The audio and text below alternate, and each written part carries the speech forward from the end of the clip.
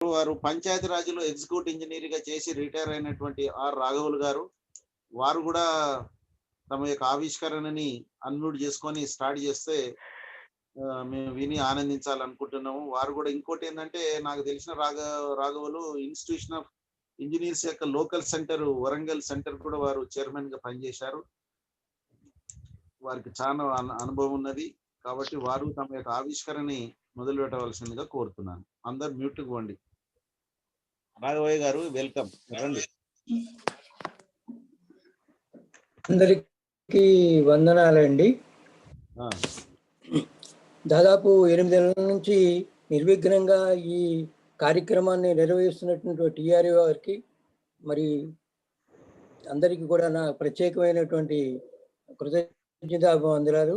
నాకు ఈ అవకాశం కల్పించినటువంటి రాజేంద్ర రెడ్డి గారికి, శ్యామ్ ప్రసాద్ రెడ్డి గారికి, ఇంకా తదితర టిఆర్ఏ బాధ్యులందరికీ కూడా మరొకసారి నా కృతజ్ఞతాభివందనాలు.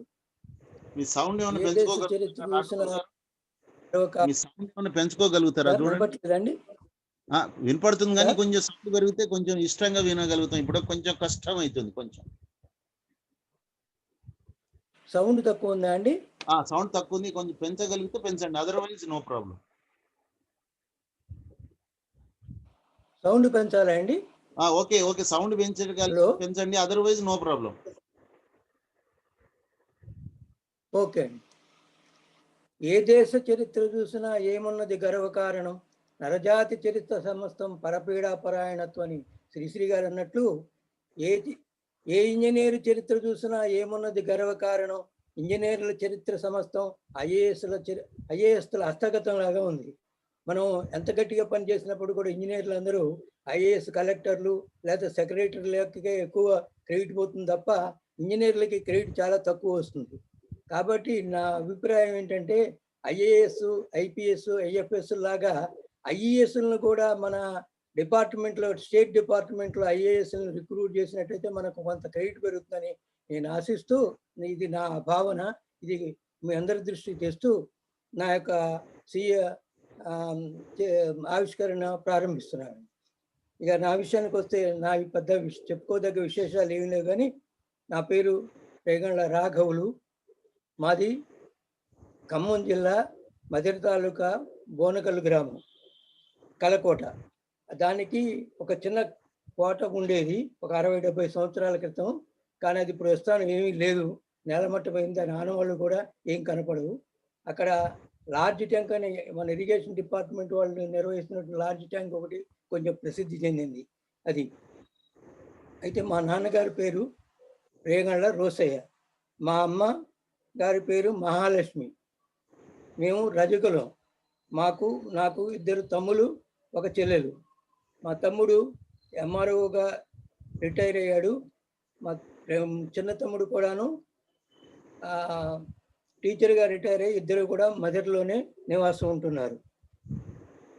నేను చిన్నప్పుడు చిల్లర పనులు చేస్తూ కుటుంబానికి సాయం చేస్తూ ఉంటే, సామంతపుడి శేషయ్య గారు అనేటువంటి రజాకార ఉద్యమంలో పాల్గొన్నటువంటి స్వాతంత్ర సమరయోధుడు నన్ను చూసి, ఆ బజార్ లాంటి ఏదో చిల్లర పనులు చేస్తూ అటు ఇటు తిరుగుతున్నవాడిని నన్ను చూసి మా తల్లిదండ్రులకి నచ్చజెప్పి నన్ను బలవంతంగా స్కూల్లో 1951లో మా గ్రామంలో ప్రాథమిక పాఠశాలలో చేర్పించాడు. అక్కడ అది అయిపోయిన తర్వాత 4వ తరగతి వరకు అక్కడ ఊళ్ళోనే ఉండి చదువుకోవడం జరిగింది.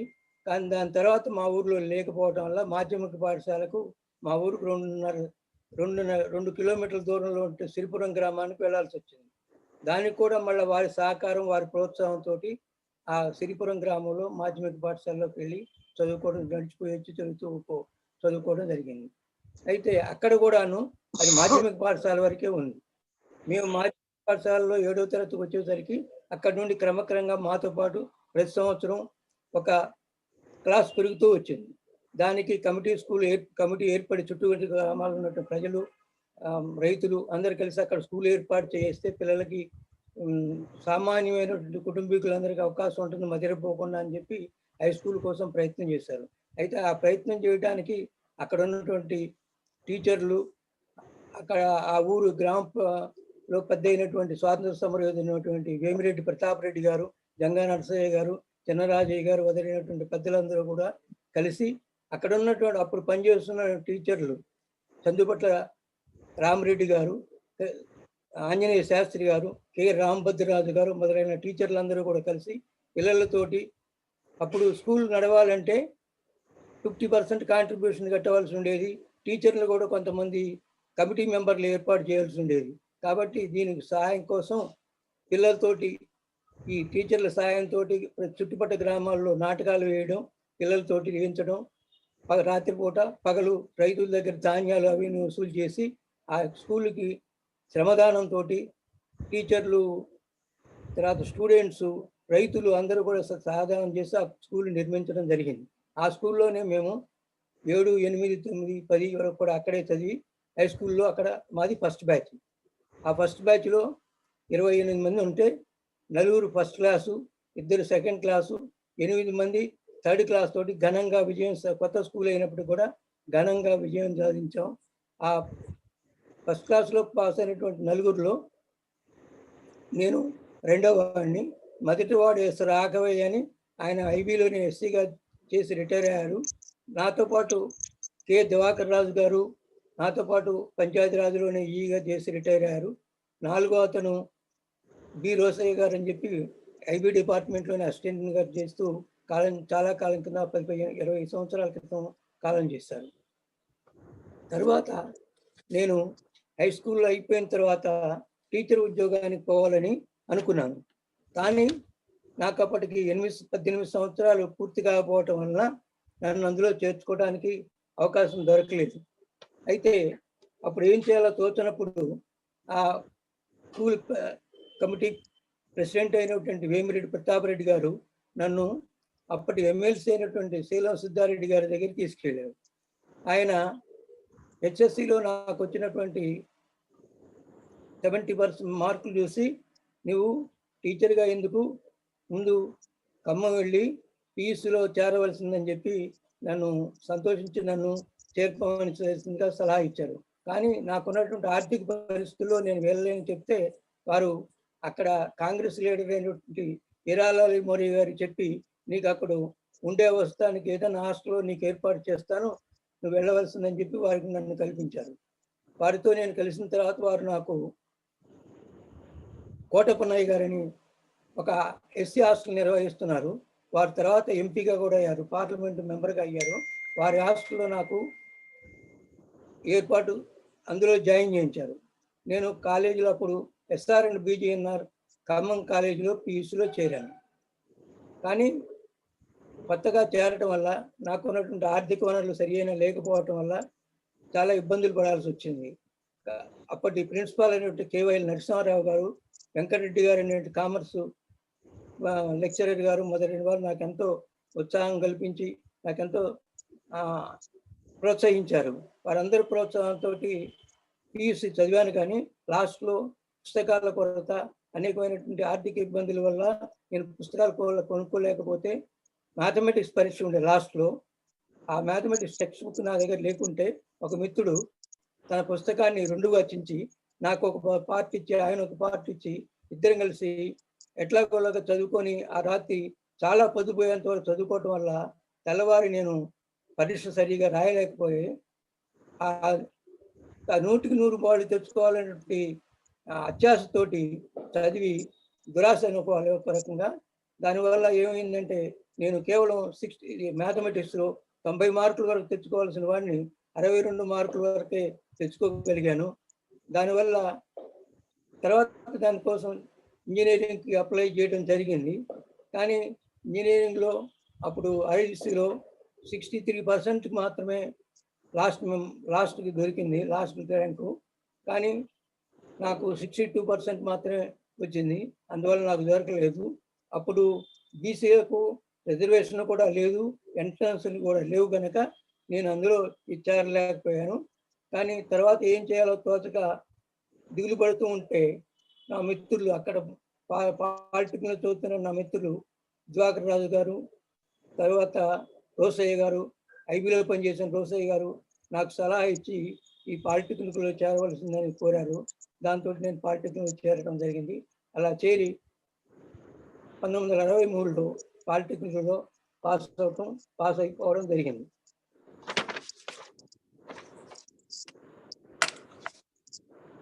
ఆ తర్వాత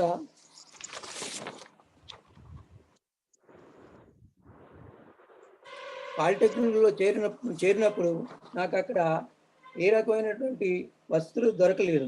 దానికి ప్రతాప్ రెడ్డి గారు మా ఊర్లో మా మధ్యలో పనిచేస్తున్నటువంటి డిప్యూటీ ఇన్స్పెక్టర్ ఆఫ్ స్కూల్స్ పరిచయం ఉన్న పెరియాల వారి దగ్గరికి నన్ను పంపిస్తే అక్కడ వారి దగ్గర వస్తే వారి పిల్లలకి ట్యూషన్ చెప్పవలసిందిగాను భోజన వసతి ఏర్పాటు చేస్తానని ఏర్పాటు చేశారు. ఆ ఏర్పాటు చేయడం వల్ల అయితే ఉండటానికి అవకాశం లేకపోవటం వల్ల దివాకర్ రాజు గారని నా మిత్రుడు ఉన్నటువంటి చాతా శ్రీ వైష్ణవాసరావు ప్రైవేట్ హాస్టల్లో, వారు ప్రైవేట్ కాదు కానీ గవర్నమెంట్ ఎయిడెడ్ హాస్టల్లో ఉన్నారు. వారి దగ్గర నేను నివాసం ఉంటూ వారి ట్యూషన్ చెప్తూ వారి దగ్గర భోజన వసతి చేస్తూ చదువుతూ ఉండేవాడిని. అయితే అనుకోకుండా 1960 ఆగస్టులో మన ఆగస్ట్ 15 సంబరాల సందర్భంగా ఆ హాస్టల్ చైర్మన్ తర్వాత దాని వార్డెన్ అయినటువంటి వేదాంత స్వామి గారు వచ్చి అక్కడ ఉన్న అనాథరిగా ఉన్నటువంటి నన్ను చూసి విషయాలన్నీ తెలుసుకొని నా పరిస్థితి గమనించి వారి దయతో నాకు ఆ హాస్టల్లో అడిషనల్ బోర్డర్గా తీసుకున్నారు. దానివల్ల నేను తదుపరి 3 సంవత్సరాలు కూడా ఏ ఇబ్బంది లేకుండా అక్కడే ఉండి మొత్తం మీద అది పూర్తి చేసుకునే అవకాశం కలిగింది. అది ఆ రకంగా నేను డిప్లొమా ఎల్సి పూర్తి చేసిన తర్వాత 1964లో నాకు ఓవర్సీర్గా అపాయింట్మెంట్ ఇచ్చారు. అప్పుడు నేను ఖమ్మం జిల్లా కల్లూరులో ఓవర్సీర్గా జాయిన్ అయ్యాను. ఒక 3 నెలల పాటు అక్కడ ఆఫీసులోనే డ్రాఫ్ట్స్మెన్కి సహాయం చేస్తూ ఉన్నాను. అయితే నేను రోజు ఆఫీసు నుంచి ఇంటి నుంచి ఆఫీసుకు పోయే దారిలో మన అప్పటి మాజీ మండల సమితి ప్రెసిడెంట్ కాంగ్రెస్ జిల్లా కాంగ్రెస్ అధ్యక్షుడైనటువంటి లక్కినే నర్సయ్య గారి ఇంటి ముందు నుంచి పోవాల్సి వస్తుండేది. వారి ఇంటి ముందు నుంచి పోతుండేవాళ్ళం దారిలో. అయితే ఆ ఇంటి ముందు ఒకసారి ఆయన వారి ఇంటి ముందు ఇసుక కంకర పెట్టి ఏవో కొన్ని కన్స్ట్రక్షన్ పనులు జరుగుతున్నాయి. అయితే వారు ఎదురుపడి ఒకసారి, మీరు కొత్తగా ఓవర్సీర్గా పంచాయతీరాజ్లో చేరారు కదా, మరి మేము ఇక్కడ కన్స్ట్రక్షన్ కడుతుంటే చూస్తున్నారు కదా, ఏం కడుతున్నారు, ఎందుకు కడుతున్నారు, ఎలా కడుతున్నారని మీరు ఎందుకు అడగలేదు, అడిగి మీరు ఎందుకు సలహా చెప్పలేదు అని నన్ను ప్రశ్నించారు. అయితే నాకు మీరు ఎవరు అడగలేదు కాబట్టి నేను చెప్పలేదు అని నేను అన్నాను. అంటే వారు అన్నారు కదా, ఇప్పుడు నిన్ను పంచాయతీరాజ్ ఇంజనీరింగ్లో వచ్చారు కదా, ఇప్పుడు R&B ఇరిగేషన్లో రోడ్లు భవనాల నిర్మాణానికి తర్వాత చెరువులు పోయడానికి ఇంజనీర్లు ఉన్నారు. రోడ్లు అంతర్గత రోడ్లు వేయడానికి, వాటర్ సప్లై చేయడానికి మున్సిపల్ ఇంజనీర్స్ ఉన్నారు, R&B ఇంజనీర్స్ ఉన్నారు. మరి మీరు దేనికోసం మిమ్మల్ని అన్ని పనులకి అన్ని రకాల ఇంజనీర్లు ఉన్నారు కదా, మరి మిమ్మల్ని ఎందుకు పోస్ట్ చేస్తారో మీకు తెలుసా అని నన్ను అడిగారు. నేనేం కాము కూరుకొని పోయినాను. అప్పుడు వారు అన్నారు, మీకు కొత్తగా చేరారు కాబట్టి మీకు తెలియకపోవచ్చు, మీరు ఈవో ఇంజనీరింగ్ పంచాయతీరాజ్ అంటే ఏంటంటే మీరు విస్తరణాధికారులు. మీ పని అంటే ఏంటంటే ప్రజలు ఇక్కడ పనులు డబ్బులు ఇచ్చినా ఇవ్వకపోయినా విరాళాలతోటి వారికి ఇంజనీరింగ్ విషయాల్లో అవగాహన కలిగించి వారికి అడిగినా అడగకపోయినా దానికి వారికి అన్ని చెప్పవలసినటువంటి బాధ్యత మీకుంది. కాబట్టి మీది సోషల్ ఇంజనీరింగ్, మీరు అందరిలాగా మీ డ్యూటీలు ఉండవు, కాబట్టి మీరు చేయాల్సి ఉంటుందని చెప్పి వారి పని చూపించి నాకు తోచిన సలహాలు కొన్ని స్వీకరించి వారి పని నడిపించారు. అప్పుడు నాకు అర్థమైంది, స్పెషల్గా పంచాయతీరాజ్ ఇంజనీరింగ్కి మిగతా ఇంజనీరింగ్ డిపార్ట్మెంట్లకి ఉన్నటువంటి వ్యత్యాసం ఏమిటి అనేది నాకు అప్పుడే అర్థమైంది. తర్వాత అంటే ఇది ఎక్కువగా మిగతా వాటితో పోల్చుకున్నప్పుడు మేము డబ్బులు లేకుండానే కొద్ది మాత్రంతో చేయాల్సినటువంటి గురుతరమైన బాధ్యత మా పంచాయతీరాజ్ ఇంజనీర్ల మీద ఉన్నది అనేది నాకు అర్థమైంది. అయితే అక్కడ చేస్తుండగానే తర్వాత ఆఫీస్ నుంచి నాకు ఒక రోడ్డు వర్క్ ఇన్ఛార్జ్ ఇచ్చారు. అది వేంసూరు అంటే జలగంగారావు గారి కాన్స్టిట్యున్సీ. వేంసూరు నుండి తిరువూరు వరకు, కృష్ణా జిల్లా తిరువూరు వరకు 12 కిలోమీటర్ల మట్టి రోడ్డు వేయాల్సి ఉండేది అన్నమాట. ఆ మట్టి రోడ్డు వేసే సందర్భంలో అక్కడ కొత్తగా వేయటం కోసం నాకు అలైన్మెంట్ పెగ్ మార్కింగ్ చేసి నిర్మాణం చేయడానికి నాకు అప్పచెప్పి నాకు ఒక వర్క్ ఇన్స్పెక్టర్ను ఒక అటెండర్ను ఇవ్వటం జరిగింది. అయితే అప్పుడు ఈ రవాణా సౌకర్యాలు లేక కనుక నడిచి వెళ్ళి అక్కడ వేంసూరులో ఉండి సర్పంచ్ గారి ఇంట్లో ఉండి అక్కడ నుంచి నడిచి వీరందరితో వెళ్ళి పెగ్ మార్కింగ్ చేస్తూ గ్రామాల్లో ఉన్నటువంటి సర్పంచుల్ని వాళ్ళని సంప్రదించి పెగ్ మార్కింగ్ చేస్తాము.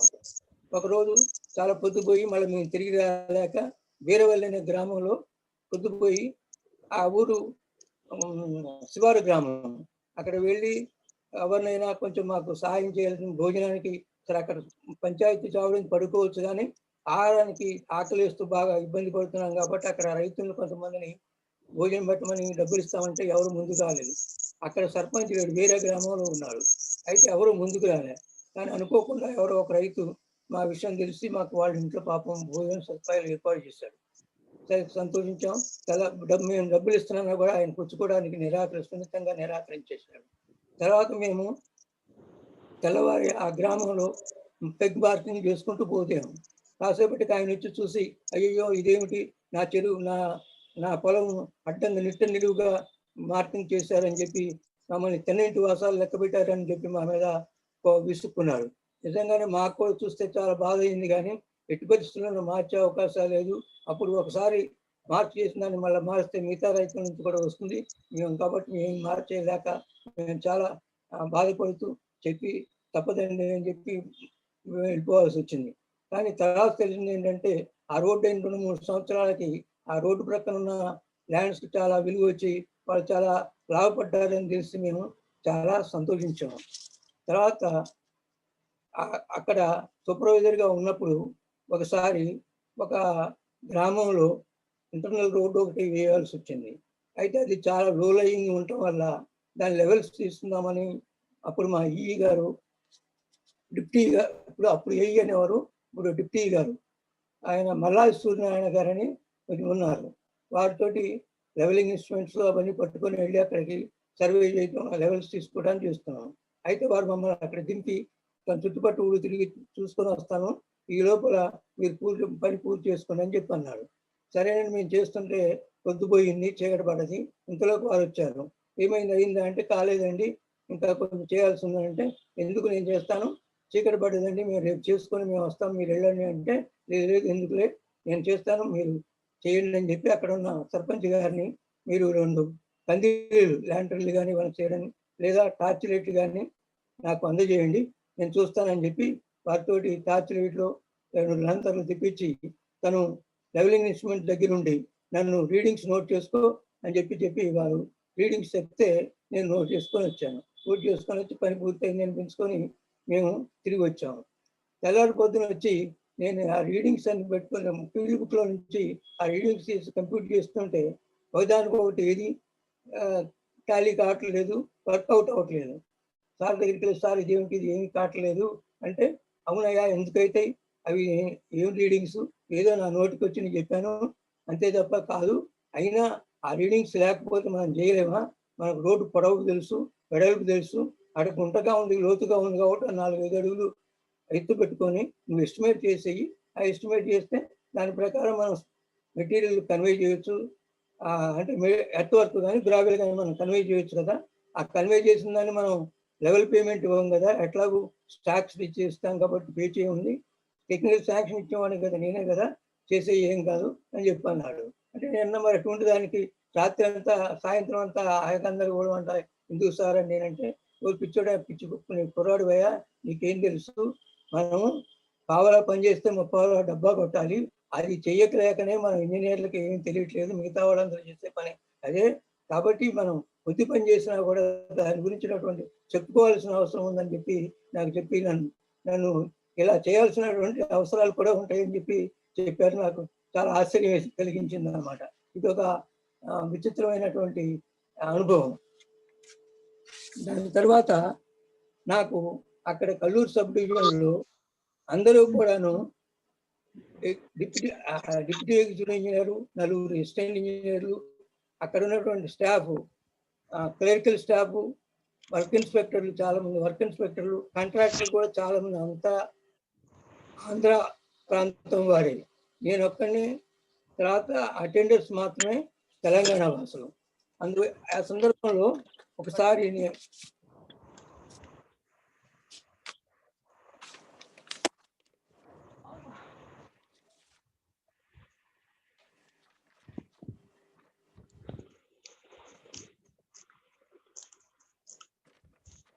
అయితే 1969లో ఒకసారి 1/2/1969లో కృష్ణా పత్రికలో తెలంగాణ అభివృద్ధికి సంబంధించిన వాస్తవ విషయాలు అని సంచాలక్ జనసంబంధ శాఖ ఆంధ్రప్రదేశ్ వారు ఒక 2 పేజీల వ్యాసం రాశారు. ఆ వ్యాసంలో 2 పేజీల ఒక రిపోర్ట్ ఇచ్చారు.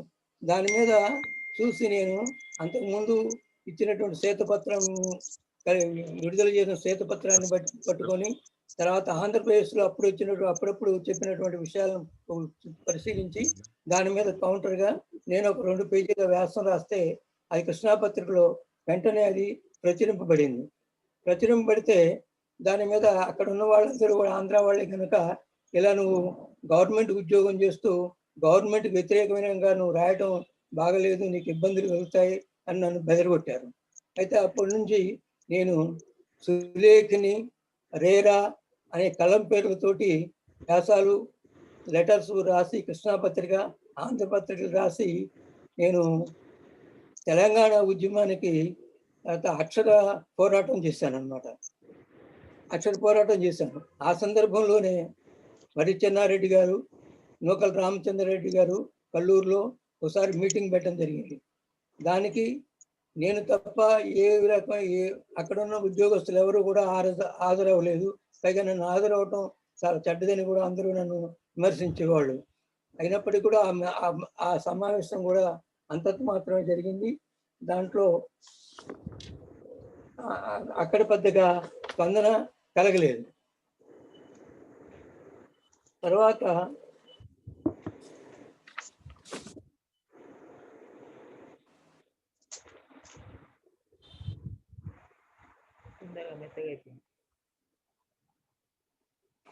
ఒకసారి 1970లో ఒక అకాల వర్షపాతం కురిసింది.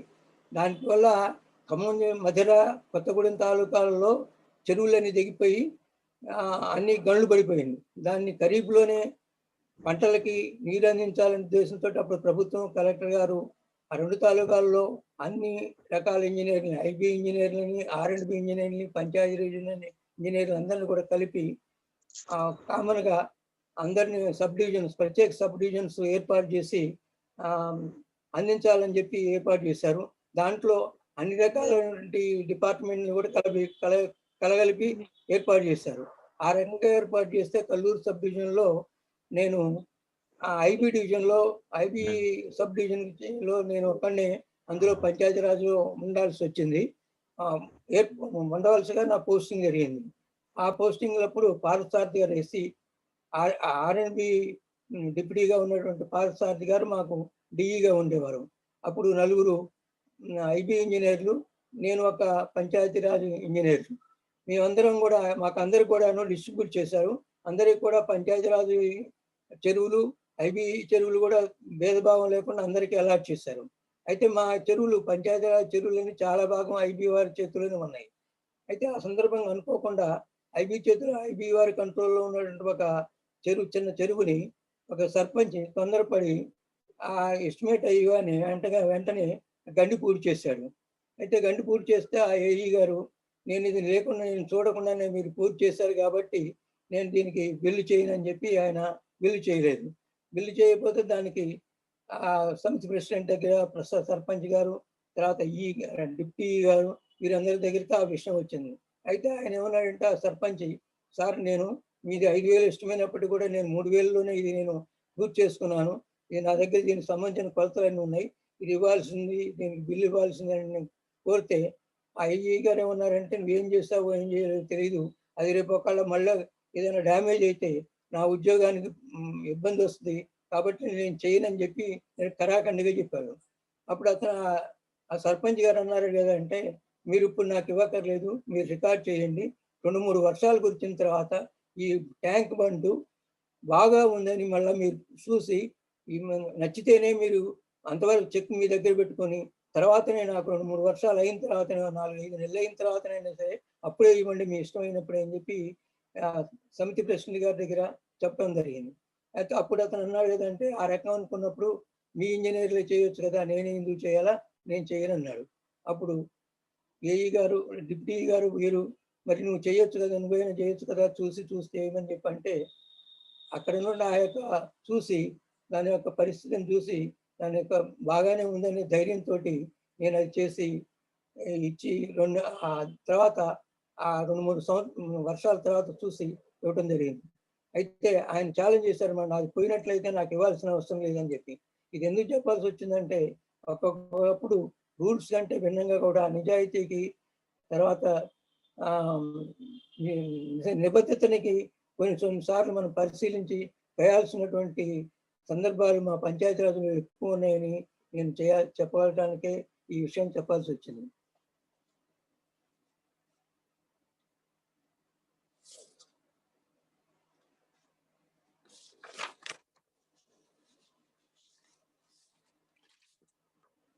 తర్వాత నేను అక్కడి నుంచి ట్రాన్స్ఫర్ అయ్యి కొడకండ్ల, వరంగల్ ట్రాన్స్ఫర్ అయ్యి లాంగ్ స్టాండింగ్ మీద కొడకండ్ల, ఏటూరు నగరంలో 2-3 సంవత్సరాలు పనిచేసిన తర్వాత మళ్ళీ 1975లో ఖమ్మం వెళ్ళడం జరిగింది. ఆ ఖమ్మం వెళ్ళిన సందర్భంలో నాకు పోస్టింగు కొత్తగూడెం కావాలని నేను కోరాను. దాని మీద ఎంఎస్ ప్రకాశ్రావు గారు, నీ ఇష్టం వచ్చిన చోటుకి ఇస్తావా, నువ్వు అడిగిన ఇవ్వాలని చెప్పి నన్ను కొంచెం కోప్పడి మొత్తం మీద ఎట్లాగైతే నాకు కొత్తగూడెం పోస్టింగ్ ఇచ్చారు. కొత్తగూడెం పోస్టింగ్ ఇచ్చినప్పుడు అక్కడ రామచంద్రాపురం హై స్కూల్లో 40 feet by 20 feet స్పాన్ తోటి ఒక 5 క్లాస్ రూమ్స్ స్టార్ట్ అయి ఉన్నాయి. అయితే అవి వాటికి స్లాబ్ల వరకు వచ్చాయి, కానీ వాటి పోర్టికో కానీ లెంటల్స్, చజ్జాలు వాటన్నిటికి కూడాను రీఎన్ఫోర్స్మెంట్ ప్రీమెజర్మెంట్ కాకుండానే అప్పటి ఉన్నటువంటి ఏఈ డిప్యూటీల మధ్య ఉన్నటువంటి మనస్పర్ధలతోటి అది చేయకుండా పోయారు. వారు ఒకరేమో జరిగిపోయారు, ఒకరేమో వేరే ఊరికి, గ్రామానికి వేరే చాలా దూరం ట్రాన్స్ఫర్ వెళ్ళిపోయారు. దాన్ని నన్ను రికార్డ్ చేసి బిల్లు ఇవ్వాల్సిందిగా ఎంఎస్ ప్రకాశ్రావు గారు కోరారు. అయితే మరి నేను ఎలా చేయాలి సార్ అని అంటే, ఆయన ఏమున్నది, నువ్వు ఆ కాంక్రీట్ కింద భాగంలో రీఎన్ఫోర్స్మెంట్ దగ్గర చిప్ ఆఫ్ చేసి వెరిఫై చేసి నువ్వు స్పేసింగ్లు, డయామీటర్లు వర్కౌట్ చేసి రికార్డ్ చేసి నాకు పంపించన్నారు. అంటే మరి నేను అలా చేసినా కూడా మరి డిఈ గారు కూడా కొత్తగా వచ్చారు, డిప్యూటీ గారు కూడా, వారు చేస్తారో లేదో తెలియదు సార్, మరి నేను చేయలేను అని అంటే, వారు చేయకపోయినా పర్వాలేదు నేను వచ్చి చేస్తాను, నువ్వు అలా చేయమని చెప్పి అన్నారు. అంటే నేను ఆ రకంగా తయారు చేసి ప్రీ మెజర్మెంట్స్ అవన్నీ రాసి వారికి తెలియజేశాను. అయితే వారు నాకు లోపల భయంగా ఉండే, నేను ఇక్కడ పోస్టింగ్ అడిగానని నా మీద కోపంగా ఉన్నారు కదా, నేను ఇలా చేస్తే నన్ను ఏమంటారో నేను కొంచెం లోపల భయం పడ్డాను. కానీ వారు వెంటనే ఆ ఖమ్మం నుంచి కొత్తగూడెం వచ్చి ఆ సైట్కి వచ్చి ఆ బిల్డింగ్ చూసి ఆ ప్రీ మెజర్మెంట్ అన్ని కూడాను వారే చెక్మేట్ చేసి ఇచ్చారు. తర్వాత నన్ను బిల్లు చేయమని చెప్పి ఇచ్చారనమాట. వారు ఆ రకంగా నాకు చేసి పనులు ఏవి కూడా పెండింగ్ ఉండటానికి వీల్లేదు, వాటిని ఏ రకంగా చేయకపోయినట్టయితే ఆ పెద్ద పని ఆగిపోతాయని చెప్పి చెప్తూ ఎప్పుడు కూడా పనులు చేసేటప్పుడు జాగ్రత్తగా చెయ్యాలి, మీరు ఇట్లా అనవసరం జాగ్రత్తగా ఎట్లా చేయాలో చూడాలని చెప్పేవారు అనమాట. వారితోటి ఇంకొక విచిత్రమైన విషయం ఏంటంటే, ఆ రోజుల్లో డిస్ట్రిక్ట్ అంతా కూడాను ఖమ్మం సిమెంట్ తీసుకొచ్చి గోడౌన్లో నిల్వ చేసి అక్కడి నుంచి కావలసిన వారికి పంపించేవారు. అయితే వారు ఏం చేశారంటే, కొత్తగూడెం సెంటర్గా ఉంటుందని చెప్పి డిపార్ట్మెంట్లో అన్ని సమితులకు, సబ్ డివిజన్లకి కావాల్సినంత సిమెంట్ని తెప్పించి కొత్తగూడెం రవాణా చేయించి, కొత్తగా ఖమ్మం స్టేషన్లో రైల్వే స్టేషన్ కాకుండా కొత్తగూడెం రైల్వే స్టేషన్ తెప్పించి ఇక్కడి నుంచి నన్ను డిస్ట్రిబ్యూట్ చేయాల్సిందని కోరారు. అయితే కొన్ని 4-5 వ్యాగన్లు సిమెంట్ కాబట్టి ఈ డిస్ట్రిబ్యూట్ చేయడానికి చూస్తే నేను ఎస్ఎస్ఆర్ రేటు ప్రకారం చేస్తే ఇవన్నీ ఇక్కడ నుంచి నేను ట్రాన్స్పోర్ట్ చేయడానికి చాలా ఖర్చు అయ్యేటట్టుంది. ఆ ఎస్ఎస్ఆర్ రేట్ల కంటే ఎక్కువ రవాణాలో ట్రాన్స్పోర్ట్ ఆఫీసులు అడిగితే అది చాలా ఎక్కువ అవుతున్నాయని చెప్పారు. దానివల్ల చాలా నేను నష్టపోవాల్సి వస్తుంది. నేను చేయడానికి అవకాశం లేదు సార్, నేను చేయలేనని చెప్పి అంటే, కాదు తప్పదు, నువ్వే చేయాలి ఇక్కడ, ఎందుకంటే ఇది సెంటర్ ఉంది కాబట్టి ఇక్కడి నుంచి పోవాలి, ఖమ్మం ఎందుకు అని చెప్పి నన్ను ఎట్టి పరిస్థితిలో చేయాల్సిందని గట్టిగా ఒత్తిడి చేశాడు. నేను ఏం చేయాలని ఆలోచిస్తుంటే అప్పుడు ఆయన దగ్గరికి పిలిచి, అది కాదయ్యా, ముందు నువ్వేం చేస్తావంటే డైరెక్ట్గా స్టేషన్ నుంచి డెస్టినేషన్స్కి ట్రాన్స్పోర్ట్ చేయి, కానీ రైల్వే స్టేషన్ నుంచి గోడౌన్ తీసుకొచ్చినట్టుగా రికార్డ్ స్టాక్ రిజిస్టర్లు ఎంటర్ చేసి మళ్ళీ గోడౌన్ నుంచి డెస్టినేషన్ పంపించినట్టుగా నువ్వు స్టాక్ రిజిస్టర్లు ఎంటర్ చేయి. అలా చేయడం వల్ల నీకు లోడింగ్ అన్లోడింగ్ మళ్ళీ 2 సార్లు అవుతుంది కాబట్టి నీకు అది కలిసి వస్తుంది. ఈ కలిసి వచ్చిన దాంతో ఎక్స్ట్రా అయినటువంటి ట్రాన్స్పోర్ట్లో అయిన దాన్ని నువ్వు కాంపెన్సేట్ చేయాల్సి వస్తుంది, కాబట్టి ఈ రకంగా చేయమని చెప్పారు. సరేనని చెప్పి ఆ రకంగానే నేను ఆ 4-5 వ్యాగన్ల సిమెంట్ని కూడా అన్ని సముతులకి, అన్ని సబ్ డివిజన్స్కి, ఒక ఖమ్మం తప్ప అన్ని చోట్లకి పంపించాను. ఒక దాదాపు 15,000 రూపాయల వరకు అడ్వాన్స్ తీసుకొని అవన్నీ చేశాను. చేసిన తర్వాత వారికి లెక్కలని వివరంగా చెప్పాను. దాంట్లో నాకు దాదాపు ఒక 1,000 రూపాయలు మిగిలింది. సార్, మరి 1,000 రూపాయలు జరిగినాయి, నేను మళ్ళీ వీటిని రిఫండ్ చేస్తున్నానంటే, పిచ్చోడ అవసరం లేదు, ఇంకేదన్నా ఇట్లాంటి తప్పనేరని ఖర్చులు వచ్చినట్లయితే నువ్వు వాటిని భరించాల్సి వస్తుంది. వాళ్ళు తక్కువ అయినా కూడా 1-2 అయితే నువ్వే భరించాలా, నష్టం వచ్చినా నువ్వే భరించాలా, లాభం వచ్చినా నువ్వే భరించాలా. ఇలాంటి పనులు ఆ దృష్టితో చేయాలి తప్ప ఇది లాభం అని నష్టం అని చేయడానికి వీలేదని చెప్పేసి చెప్పి నాకు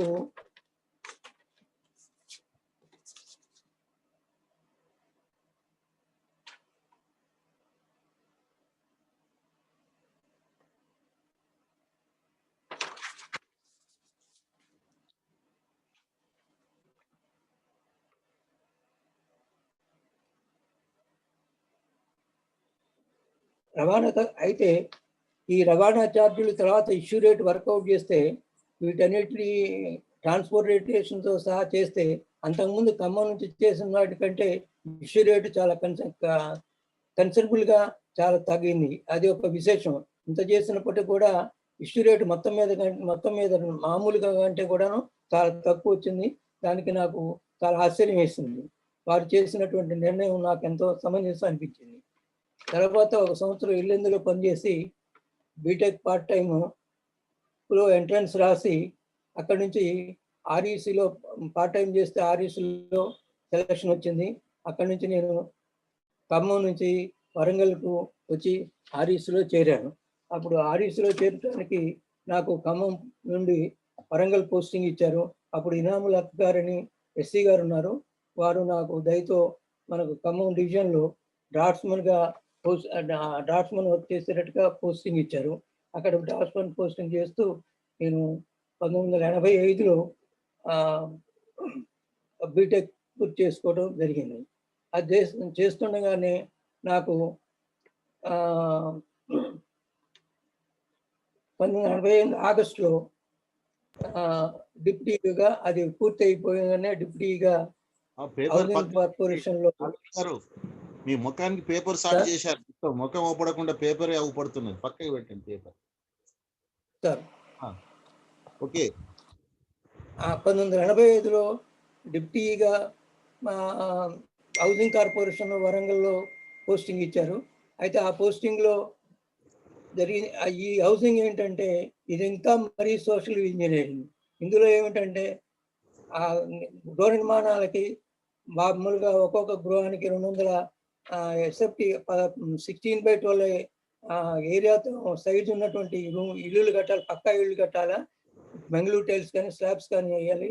అది రూరల్ ఏరియాలో 8,000 యూనిట్ కాస్ట్, అర్బన్లో అయితేనో 12,000. అయితే దీనికి సగం సబ్సిడీ, సగము లోను.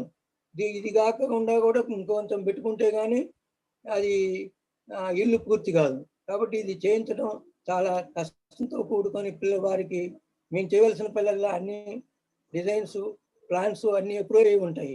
కానీ మా ఇదంతా చేసేదంతా అందరూ కూడా ఎస్సీ, ఎస్టీ, బీసీలే.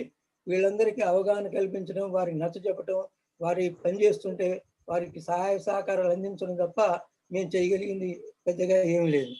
కాబట్టి వీటిని పనిచేయడం చాలా కష్టమైనటువంటి విషయం. గ్రామాల్లో కాలనీలకు వెళ్ళి వారిని నచ్చజెప్పి వారిని ఎంతో ఇదిగా చేస్తే తప్ప ఈ పనులు అయ్యేవి కావు. అయినప్పటికీ కూడా దాదాపు ఇక 5 సంవత్సరాల్లో దాదాపు 12,000 ఇళ్ళు కట్టాము. ఈ నిర్మాణాలు, ఈ అభివృద్ధికి సందర్భంగా మాకు ఆంధ్రప్రదేశ్లో క్షేత్రస్థాయిలో ఈ మార్కెటింగ్ చేయడం, నిర్మాణ పనులు చేయడం జరిగింది. దాంతో 1987లో ఆంధ్రప్రదేశ్ రాష్ట్ర స్థాయి బహుమతి ఒకటి 10,000 రూపాయలు మా డిస్ట్రిక్ట్, వరంగల్ డిస్ట్రిక్ట్కి ఈ బాగా పనులు చేయించినందుకు మా డిస్ట్రిక్ట్ 10,000 రూపాయలు ప్రైజ్ మనీగా ఇవ్వటం కూడా జరిగింది. అయితే ఇక్కడ ఈ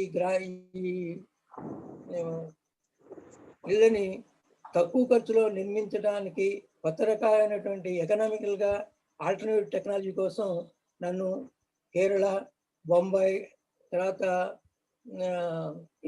బెంగళూరు కొన్ని స్టడీ టూర్కిను, అక్కడ తిరుచూరి, ట్రివేండ్రంలో కాస్ట్వర్డ్, షిలాను ఈ ప్రదేశాలకు పంపించి అక్కడ స్టడీ చేసి అక్కడ కొత్త రకమైనటువంటి టెక్నాలజీస్ని ట్రైనింగ్, మేసన్స్కి ట్రైనింగ్ ఇవ్వడం, తర్వాత అక్కడ కొన్ని రకాలైన తెలుసుకొని రావడం కోసం పంపించారు. అవన్నీ చూసి ఇచ్చిన తర్వాత ఇక్కడ నిర్మాణ కేంద్రం అడుకో సహకారంతో జనగాంలో 2-3 ఎకరాల స్థలంలో ఒక నిర్మాణ కేంద్రాన్ని స్థాపించడం జరిగింది. దానికి ఏపీఎన్ శర్మ గారు ప్రారంభోత్సవం చేసి దాన్ని జరపడం జరిగింది. అయితే అది దానిలో soil cement bricks, sand cement bricks, pillar roofing, తర్వాత ప్రీకాస్ట్ లింటల్స్, ప్రీకాస్ట్ సజ్జాస్, ఇలాంటివి ప్రీకాస్ట్ ప్యానల్స్, ఇలాంటివన్నీ తయారు చేసి వాటిని వినియోగించడం, కన్స్ట్రక్షన్లో కాస్ట్ ఎఫెక్టివ్ థిక్నెస్ అనమాట అనేటువంటి చేయడం అనేది జరిగింది. ఆ రకంగా దానికి దాదాపు ఒక 185 మందికి ట్రైనింగ్ ఇవ్వడం జరిగింది. ఈ రకమైన కొత్త రకమైన cement blocks, soil cement blocks వీటన్నిటిని కూడా నిర్మాణం చేయడం జరిగింది. అట్లా ఒక 5 లక్షల రూపాయల విలువైనటువంటి మెటీరియల్స్ని ప్రొడ్యూస్ చేయడం జరిగింది. అక్కడ ఆ రకంగా ప్రొడ్యూస్ చేసి కాలనీస్కి సప్లై చేసి కాలనీ వాళ్ళని చేయడం జరిగింది అనమాట. అదే పద్ధతిలో టెక్నాలజీ, లో కాస్ట్ టెక్నాలజీని చేస్తూనే నేను కూడా నా సొంత ఇల్లు కొంచెం అదే రకాలైనటువంటి కనుక్కోవడం జరిగింది. ఉదాహరణకి ఇప్పుడు నేనున్నటువంటి ఇల్లు ఇది సిమెంట్, శాండ్ సిమెంట్ బ్లాక్స్ కాకుండా ఇది సాయిల్ సిమెంట్ బ్లాక్స్తో కట్టినటువంటి బ్లాక్లు అండి. వీటితోటి వాల్ కట్టాము. ఇది తర్వాత ఇదేమో పిల్లర్ రూపింగ్, పైన కనపడుతున్నటువంటిది పిల్లర్ రూపింగ్ అండి. ఇది 2 టైల్స్ని ఒకదాని మీద ఒకటి పేర్చి ప్యానల్స్ లాగా తయారు చేసి కట్టుకుంటే ఇది చీప్గా అవుతుంది. ఇది కూడా నేను నాకు అడాప్ట్ చేసి నేను కూడా నా సొంత ఇంటికి కూడా కట్టుకోవడం జరిగింది. ఆ రకంగా మేము ఈ ఆల్టర్నేటివ్ టెక్నాలజీ, కాస్ట్ ఎఫెక్టివ్ టెక్నాలజీని చాలా వరకు ప్రమోట్ చేసామండి. ఇది చేస్తూ ఉండగానే మాకు తర్వాత ఇక్కడ ఈ గవర్నమెంట్ ఈ అన్ని వేళలకు కూడాను హౌసింగ్లో సిమెంట్ అంతాను డిపార్ట్మెంట్ సప్లై చేసేది. డిపార్ట్మెంట్ కొన్ని వేల బస్తాలు సిమెంట్ని ఈ బెనిఫిషరీకి మేము అందజేసేవాళ్ళం. ఈ అందజేస్తున్న సందర్భంలో దాదాపు 60-70 వేల నేనుండగా కొంత ఒక ఇన్ఛార్జి బీస్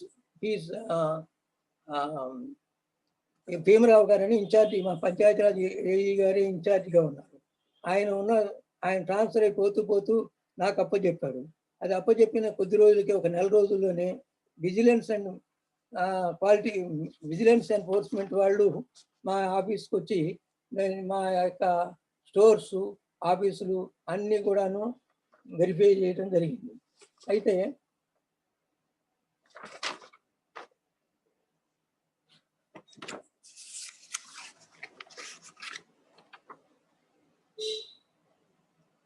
ఆ గోడౌన్లలో వాటిల్లో ఎన్నో గోడౌన్లు ఉన్నాయి. అక్కడక్కడ ఇన్ని వేల బస్తాలు కాబట్టి ఈ లెక్కలు ఇవన్నీ చూసి వాళ్ళు స్టాక్ రిజిస్టర్లు, ఫిజికల్ వెరిఫికేషన్ అన్నీ చేశారు. ఎన్ని చేసినప్పుడు కూడా మాకు చివరిలో మాకు 7-8 బస్తాలు తేడా వచ్చింది. 7-8 బస్తాలు తేడా తప్ప మిగతా తర్వాత ఆహార ధాన్యాలు పనికాహార పదంగా కూడాను మాకు కొంత సప్లై చేసేవాళ్ళు. ఆహార ధాన్యాలు స్టాకులు ఉన్నాయి. అవన్నీ కూడా అన్నీ వెరిఫై చేసి తీసుకున్నారు. తీసుకున్న తర్వాత ఒక 7-8 బస్తాల తేడా వస్తే తర్వాత వాళ్ళు అక్కడి నుంచి రిపోర్ట్ రాశారు. కలెక్టర్ గారు అప్పుడు చెంగప్ప గారు ఉన్నారు. వారికి ఏం రాశారంటే కన్సర్న్ అధికారుల మీద యాక్షన్ తీసుకోవాల్సిందిగా ఇనిషియేట్ యాక్షన్ అని చెప్పి ఒక లెటర్ వచ్చింది.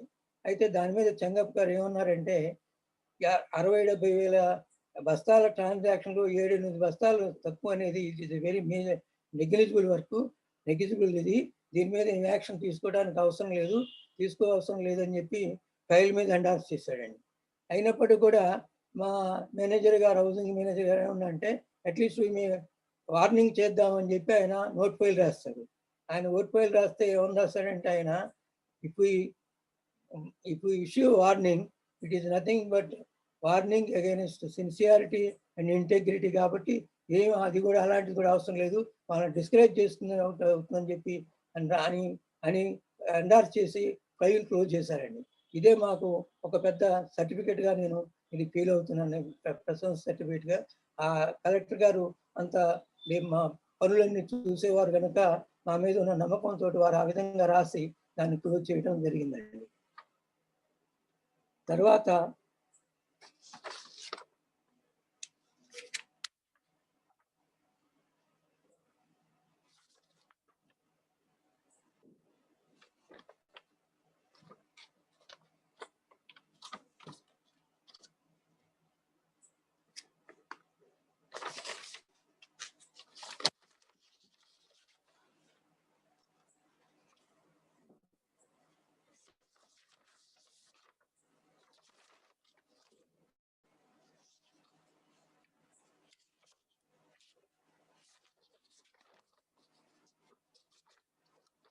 తర్వాత 1990లో నేను తర్వాత అక్కడ 5 సంవత్సరాలు పూర్తయిన తర్వాత తప్పనిరక అక్కడి నుంచి నన్ను పోస్టింగ్ నా పేరెంట్ డిపార్ట్మెంట్కి మళ్ళా పంచాయతీరాజ్కు డిప్యూటీగా వచ్చానండి. అప్పుడు డిప్యూటీగా వరంగల్లో, హనుమకొండ, చెరియాల, గన్పూర్ ఏరియాలో పనిచేశాను. ఆ పనిచేసినప్పుడు అప్పుడు ఎక్కువగా వాటర్ సప్లై స్కీమ్స్ ఉండేవి. అవి చాలా వరకు పెండింగ్లో ఉన్నాయి. అన్నిటికి కూడాను ఓఎస్ఆర్ లింక్ ఉండేది. ఆ ఓఎస్ఆర్లు పనిచేసే వాళ్ళు లేక టెక్నికల్ స్కిల్, తర్వాత దాని సెంటరింగ్ అదంతా కావాల్సి ఉంటుంది కాబట్టి అది వదిలేసి చాలా భాగం డైరెక్ట్ పంపింగ్ తోటి పనులు జరుగుతుండేవి. ఆ సందర్భంగా నన్ను చర్యల్లో ఉండగా సుదర్శన్ రెడ్డి గారని మా జెడ్పీ చైర్మన్ గారు వారి ఊరు కటుకూరులో ఒక 90,000 లీటర్ల కెపాసిటీ వాటర్ ట్యాంక్ ఉండే, దాన్ని 6 నెలల్లోనే నేను దగ్గరుండి పూర్తి చేయడం జరిగింది. అలా పూర్తి చేసినందువల్ల నాకు కావలసినటువంటి నాకు కొంచెం నేను వరంగల్లో ఉండడానికి అవకాశం అంటే వారు నన్ను వరంగల్ హనుమకొండకు ట్రాన్స్ఫర్ చేశారు. హనుమకొండలో ఉండి దాదాపు ఒక 21 ట్యాంకులు 90,000 లీటర్ కెపాసిటీ నుండి 1.5 లీటర్స్ కెపాసిటీ ఉన్నటువంటి ట్యాంక్స్ వరకు దాదాపు ఒక 20 ట్యాంకులు నిర్మాణం చేయించడం జరిగింది హనుమకొండ ఏరియా అండ్ గన్పూర్ ఏరియాల్లో. ఆ రకంగా వాటర్ సప్లై స్కీమ్స్ని ఓఎస్ఆర్ ట్యాంక్స్ నిర్మాణం చేయడంలో నేను చాలా కష్టపడి పనిచేయాల్సి వచ్చింది. ఆ సందర్భంగానే ముగిలిచెర్లలో ఒక ట్యాంకు రింగ్ బీమ్ లెవెల్ వరకు కన్స్ట్రక్షన్ అయ్యి ఉండి అది ఎప్పుడో 5-6 సంవత్సరాల కింద అంతకుముందే సగంలో ఆపేసి వదిలేసిపోయారు. అలా వదిలేసిపోయిన దాన్ని అది బాగాలేదు, చెడిపోయింది, దాన్ని పగలగొట్టి దాన్ని పడేసి దాన్ని కొత్తది కట్టాలని చెప్పి అక్కడ గ్రామస్తులు కోరటం. అది ఆల్రెడీ శాంక్షన్ అయింది కాబట్టి దాన్ని చేస్తాను తప్ప ఇంకో చేసే అవకాశాలు లేదని డిపార్ట్మెంట్ అని పెండింగ్లో పడిపోయింది. ఆ పెండింగ్లో పడిపోయేటప్పుడు దాన్ని అధికారులు, మన ప్రభుత్వ అధికారులు కూడా టేకప్ చేయడానికి భయపడుతున్నారు. ఆ సందర్భంలో ఈ ఆఫీసు నుంచి మా ఆర్ఈసిలో ఉన్నట్టు ప్రొఫెసర్ ఏ కామసుందరరావు గారిని కన్సల్ట్ చేసి వారికి నామినల్ ఫీజు, ఆర్ఈసికి నామినల్ ఫీజు చెల్లించి దాన్ని రీబౌండ్ టెస్ట్, స్ట్రక్చరల్ స్ట్రెంగ్త్ కోసం rebound, non destructive rebound test చేయించి వర్టికల్గా థియరీ లైట్ తోటి వర్టికల్ ఎలిమెంట్స్ అవన్నీ చెక్ చేయించి వాటితో ఒక రిపోర్ట్ తీసుకొని చేయించాము. చేయించితే వారు చేయొచ్చు, దీన్ని చేయొచ్చు 1,20,000 కెపాసిటీ ఇది. దాన్ని చేయడానికి పర్వాలేదు, దీన్ని చేయొచ్చు, సక్రమంగానే ఉంది, చేసే అవకాశం ఉంది. కాకపోతే ఒక 20,000 లీటర్స్ ఫ్యాక్టర్ ఆఫ్ సేఫ్టీ కోసం తగ్గించండి అని చెప్పి మాకు రిపోర్ట్ ఇచ్చారు. ఆ రిపోర్ట్ ప్రకారం నేను దాన్ని రిపోర్ట్ చేయించడానికి నేను చాలా పట్టుదలతోటి ఈ ప్రొఫెసర్ని వాళ్ళని కలిసి చేయించాను. అలా చేసిన తర్వాత మా ఈఎన్సీ గారు కొండలరావు గారు కూడా వచ్చి దాదాపు 10 మీటర్ల వరకు కూడా ఎక్కి సుత్తుతోటి దాన్ని కొట్టి చూసి పర్వాలేదు చేయొచ్చు, 20 లీటర్లు అయితే 20,000 లీటర్లు తగ్గించి చేయమని చెప్పి అన్నారు. ఆ రకంగా అది వదిలిపెట్టబడినటువంటి దాన్ని కూడాను ఎంతో ప్రయత్నంగా దాన్ని పూర్తి చేశారు. అది ఇప్పటికి కూడా సక్రమంగా ఉండటం నాకెంతో సంతోషం కలిగించేటువంటి విషయం. ఇకపోతే మామూలుగా వాటర్ సప్లైతో పాటు బిల్డింగ్స్ కూడాను మా పంచాయతీరాజ్లో స్కూల్ బిల్డింగ్స్, తర్వాత కమ్యూనిటీ హాల్స్ ఇలాంటివి ఉండేవి.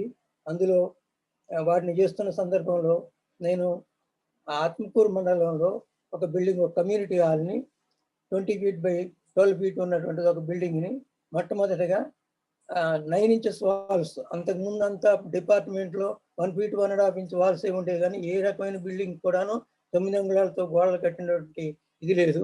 అది నేను 9 అంగుళాలతో నేను ఇవన్నీ ఆల్టర్నేట్ టెక్నాలజీలో కొంచెం ట్రైనింగ్ అయ్యి అన్ని చోట్ల స్టడీ చేసి వచ్చాను కనుక దాన్ని దగ్గరుండి 9 అంగుళాలతో కట్టించారు. అయితే కానీ మా ఎస్సీ గారు శ్రీరాములు గారని వారు సూపర్ చెక్ వచ్చారు. సూపర్ చెక్ వచ్చి ఎవరయ్యా నీకు ఎవరు పర్మిషన్ ఇచ్చారు, నీకు ఇది ఎట్లా కట్టావు, ఇది అయితే నీకు ఎవరు బాధ్యులు అవుతారు, పైగా నేను సూపర్ చెక్ వచ్చాను, నేను ఇది చెయ్యను, ఇది ఇట్లా ఎందుకు చేస్తావు, నీ మీద యాక్షన్ తీసుకుంటామని చెప్పి అన్నారు. అంటే లేదండి ఇట్లా చూశాను నాకున్నటువంటి ఇది అని చెప్పి అంటే తర్వాత మళ్ళీ ఆర్ఈసీ వాళ్ళతో తీసుకొచ్చి దాని టెస్టింగ్లు అవి చేయించి వారిని ఎస్సీ గారిని వారిని ఒప్పించడం జరిగింది. ఆ రకంగా బిల్డింగ్స్ చేస్తూ వచ్చాము. అలాగే ఎపిఎఫ్ స్కీమ్ కింద ఇక్కడ ఒక 20 స్కూల్స్, ప్రైమరీ స్కూల్స్ శాంక్షన్ ఇచ్చారు.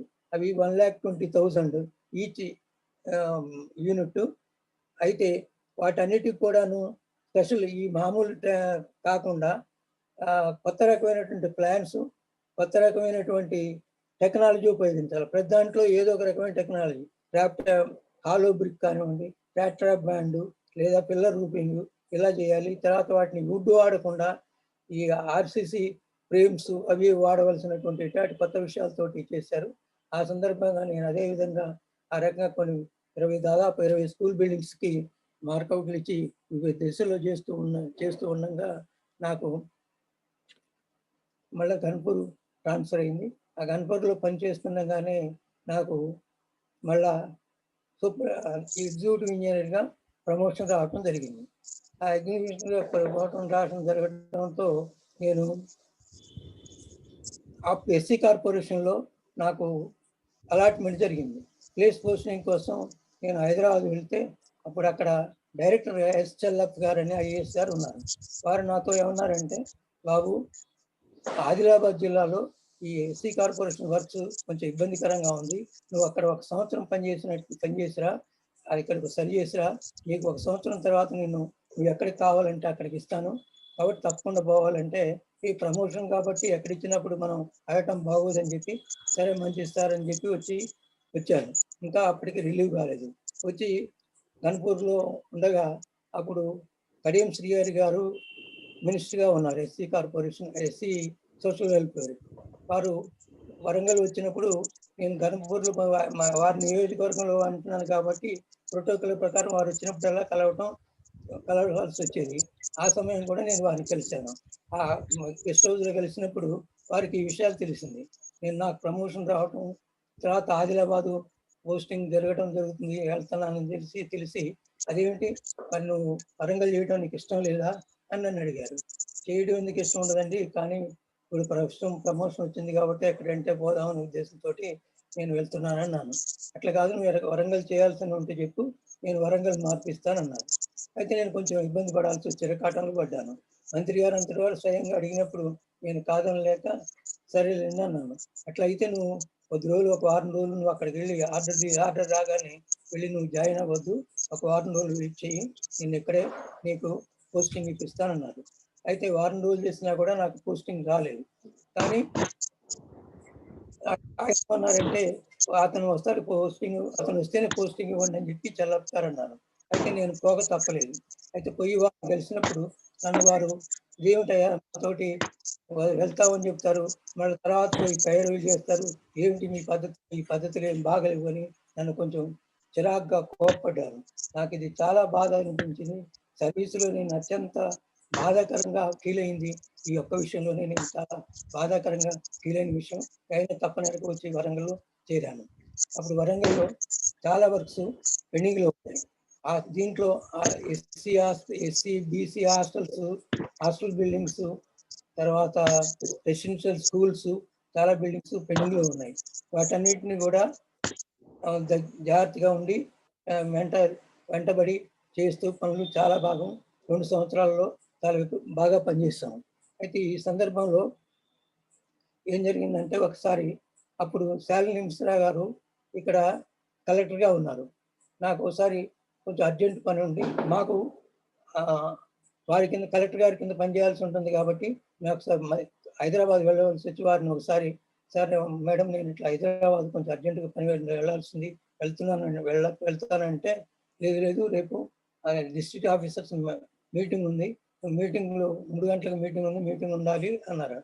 మేడం తప్పకుండా మీటింగ్‌కి అటెండ్ అవుతాను. నేను వెళ్ళొస్తానని చెప్పి వచ్చి వెళ్ళాను.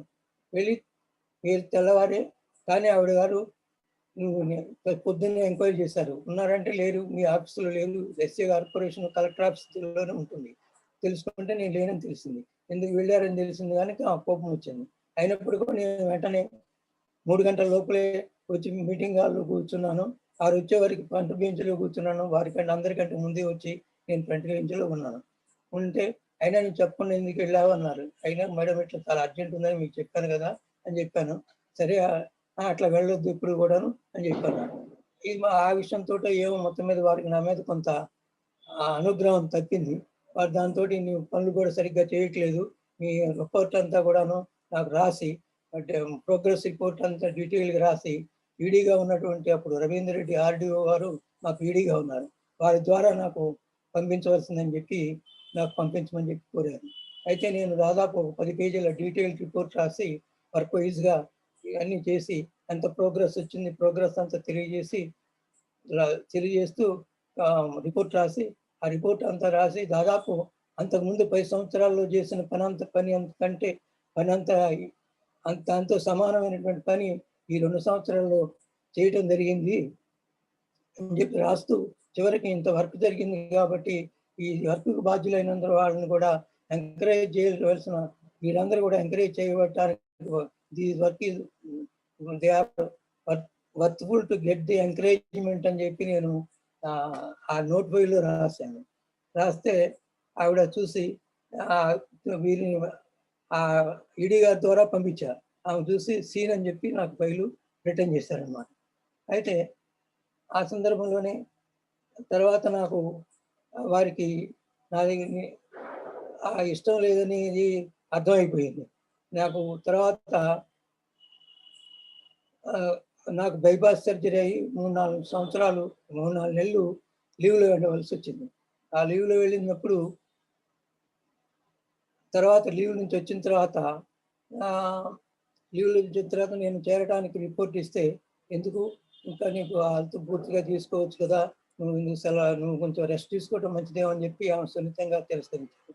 అప్పుడు ఇక నేను తప్పనిసరి పరిస్థితుల్లో మళ్ళా పేరెంట్ డిపార్ట్మెంట్ పంచాయతీరాజ్‌కు రావటానికి ప్రయత్నం చేయాల్సి వచ్చింది. అయితే అదృష్టవశాత్తు ఆ ఎస్సీ కార్పొరేషన్‌లో ఉండగానే నాకు ట్రైబల్ వెల్ఫేర్‌లో ఎస్సీగా, ఎఫ్ఏసీగా ఒక 4 నెలలు ఇన్ఛార్జిగా ఫుల్ ఛార్జ్ అడిషనల్ ఛార్జ్ ఇవ్వడం జరిగింది. ఆ సందర్భంలో 1988లో అప్పుడు మేడారంలో సమ్మక్క సారక్క జాతరలో అప్పుడున్నటువంటి కలెక్టర్ గారితోటి, ఎస్పీ గారితోటి కలిసి చిలకలగుట్టకెళ్ళి చిలకలగుట్టలో అక్కడ తుపాకులు పేల్చి గౌరవవందనం ఇచ్చి అక్కడ సమ్మక్కను గద్దెలకు తీసుకురావడం అనేది నాకు ఒక మరపురాని మధురమైనటువంటి ఘట్టం. అది నాకు ఒక అవకాశం అక్కడ జరిగింది. తర్వాత ఇక్కడికి వచ్చినప్పుడు అన్నింటిలో కంటే ఇక్కడ హౌసింగ్ కార్పొరేషన్లో నాకు చాలా ఇష్టమైనది. తర్వాత చెప్పుకోదగిన పని ఏంటంటే గన్పూర్లో BC junior college 3 crore lakhs తోటి కట్టించడం జరిగింది. అది కడుతున్నప్పుడు మొత్తం కాంప్లెక్స్ 3 crores కాంప్లెక్స్ అది 1 సంవత్సరంలోనే ఆ ఫౌండేషన్ నుంచి పూర్తి వరకు కూడా దాదాపు పూర్తి వరకు కూడా కట్టించవలసి వచ్చింది. ఆ సందర్భంలో దానికి కె సుదర్శన్ రెడ్డి గారు కాంట్రాక్టర్. దానికి కావాల్సిన ఇసుక, స్టీలు, మెటీరియల్ అంతా గాను డంప్ ఆ సైట్ మీద ఆ ఓపెన్ ఏరియాలో బాగా 2-3 ఎకరాల పైన ఉంటుంది. అక్కడ ఆ ఏరియాలో డంప్ చేశారు.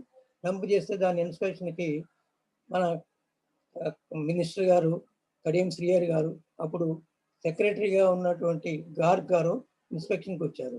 ఇన్స్పెక్షన్కి వచ్చి అక్కడ ఉన్నటువంటి ఆ స్టీల్ లాట్స్ చూసి 32 mm దగ్గర నుంచి 12 mm, 10 mm, 8 mm డాట్స్ అక్కడ పెద్ద గుట్టలు పడి ఉన్నాయి అన్నమాట. ఆ 32 mm బార్స్ చూసి ఆయన గార్గ్ గారు, ఏమిటి మనం కట్టేది 2-3 అంతస్తుల బిల్డింగ్సే కదా, ఇంత స్టీల్ ఏమిటి, 10 అంతస్తులు 15 అంతస్తులు పెట్టినట్టు పెడుతున్నారు, మీరు డబ్బులన్నీ కూడా ఆగం చేస్తున్నారు అది అని చెప్పి నాతోటి అన్నారు. అంటే నేను మినిస్టర్ గారు వారు కూడా మీరు చేస్తున్నారంటే, లేదు సార్ ఇవన్నీ డిజైన్స్ అన్నీ కూడాను సిఈ ఆఫీస్ నుంచి అప్రూవ్ చేసిన డిజైన్ ప్రకారం ఈ మెటీరియల్ అంతా ప్రొక్యూర్ చేయడం జరిగిందని చెప్తే, అది కాదయ్యా వాళ్ళు నందంటే నంది పందంటే పంది అంటారా, మీరు ఇంజనీరింగ్ చదువుకోలేదా, మీకు తెలియదా, మీరు ఎందుకు చూడరు తెలుసుకోరు, ఇది వెరిఫై చేసుకోవచ్చు కదా, మీరు డిజైన్ చేసి చూసుకొని ఎక్కువ తప్పులు ఉంటే చెప్పొచ్చు కదా, మీరు చెప్పి మీరు డిజైన్ చేయండి, డిజైన్ చేసి పంపండి, తేడాలు ఉంటే నేను మాట్లాడతాను అని చెప్పి మమ్మల్ని మీరు చేయాల్సిందని చెప్పి మమ్మల్ని కొంచెం మమ్మల్ని కొంచెం ఎద్దేవాగా మాట్లాడారు. దాంతో మాకు కొంచెం ఇబ్బంది అనిపించి నాకు అప్పుడు నా దగ్గర ఉన్నటువంటి ఒక ఎంటెక్ స్ట్రక్చర్ ఏఈ గారి సహకారంతో డిజైన్ చేసి మళ్ళా సిఈ ఆఫీస్ పంపించాం. ఆ సిఈ ఆఫీసులో స్క్రూటినీ చేసి దాదాపు 10-15% స్టీల్లో సేవింగ్స్ వచ్చినట్టుగా వాళ్ళు ఒప్పుకున్నారు. దాని ప్రకారం మాకు పర్మిషన్ కూడా ఇచ్చారు. కానీ మిగతా వాళ్ళకి మాత్రం అది జేఎన్టీయూలకి కన్సల్టెన్సీ ఇస్తే ఆ జేఎన్టీ వాళ్ళు ఆ డిజైన్స్ అన్ని వాళ్ళు అప్రూవ్ ఇచ్చారు. సరే ఇవన్నీ తెలియని కాబట్టి మీ వరకు మాకు మాత్రం స్పెషల్గా మాకు అవకాశం ఇచ్చి చేయించి ఇచ్చారు. అదొకటి మాకు చాలా ఇది అనిపించినటువంటి సంతోషాన్ని విషయం. తర్వాత ఇంకో చెప్పుకోదగ్గ విషయం ఏంటంటే, కలెక్టర్ ఆఫీసు గేటు ముందర మెయిన్ రోడ్డుకు కాకతీయ తోరణం, శిలా తోరణం ఒకటి కట్టించాం, కాకతీయ కళాతోరణం. ఆ కళాతోరణం ప్రత్యేకత ఏమిటంటే, అది కోటలో ఉన్నటువంటి ఉత్తర దిశలో ఉన్నటువంటి కళాతోరణానికి రిప్లికా, దాని ఏ కొలతలు ప్రతిదీ కూడా దాంట్లో ఏ కొలతలు ఉన్నాయో ఆ కొలతలన్నీ కూడాను ఇక్కడ యాజ్ ఇట్ ఈస్గా ఆ కొలతలతోటే నిర్మించబడింది. మిగతా తోరణాలన్నీ కూడాను నమూనాలు తప్ప వాటితోటి ఎటువంటి కేవలం నమూనాగా ఉంటాయి తప్పితే వాటి కొలతలకు అవి సరిపోవు. ఆటి కొలతలు వీటి కొలత కానీ వాటిని ప్రతిదీ కొలతలు పైకి ఎక్కి చూసి అక్కడి నుంచి కొలుసుకొని వచ్చి ఆ మైస్త్రి ద్వారా అవన్నీ తీసుకొని ఆ కొలతలు ఎంత ఉన్నాయో కాలమ్స్, సాంసలు అవన్నీ కూడాను ఏ కొలతలు ఉన్నాయో సేమ్ కొలతలతోటి ఇవన్నీ తయారు చేయడం ఇది ఒక చాలా ప్రత్యేకత. దీన్ని మన అప్పటి చీఫ్ మినిస్టర్ గారు నారా చంద్రబాబు నాయుడు గారు ఇనాగ్రేట్ చేయడం జరిగింది. తర్వాత నాకు ఎప్పుడైతే ఈ శాలిని కలెక్టర్ గారు జాయిన్ చేసుకోవడానికి కొంచెం విముఖత చూపారో నేను నా పేరెంట్ డిపార్ట్మెంట్కి రావడం జరిగింది. అప్పుడు నాకు తెలంగాణలో ఎక్కడ ఖాళీలు లేకపోవడం వల్ల నన్ను అప్పుడు ఒకరు రిటైర్ అవుతుంటే గుంటూరుకి నన్ను పోస్ట్ చేయడం జరిగింది.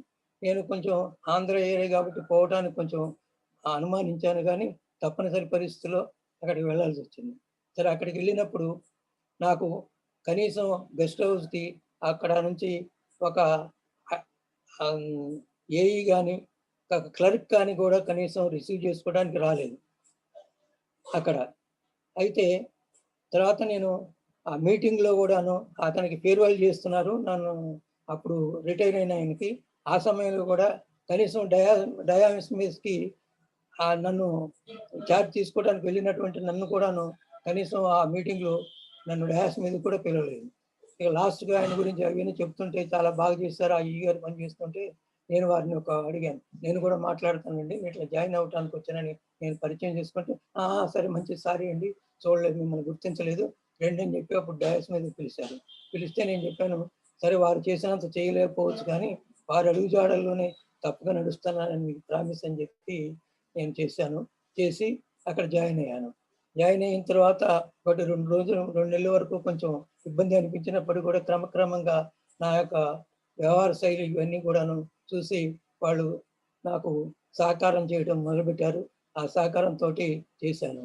అయితే అక్కడ ప్రత్యేకంగా నాకేమి ఇబ్బంది కలగలేదు కానీ అక్కడ మినిస్టర్ గారు, అప్పుడు పంచాయతీరాజ్ మినిస్టర్గా కోడెల శివప్రసాద్ గారు ఉండేవారు.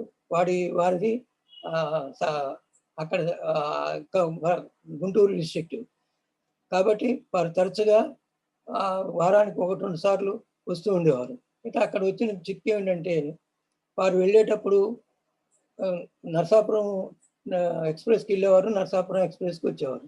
నరసాపురం ఎక్స్ప్రెస్ వెళ్ళేది 11 గంటల సాయంత్రం రాత్రి 11 గంటలప్పుడు, వచ్చే తెల్లవారుజాము దాదాపు 3-4 గంటలప్పుడు.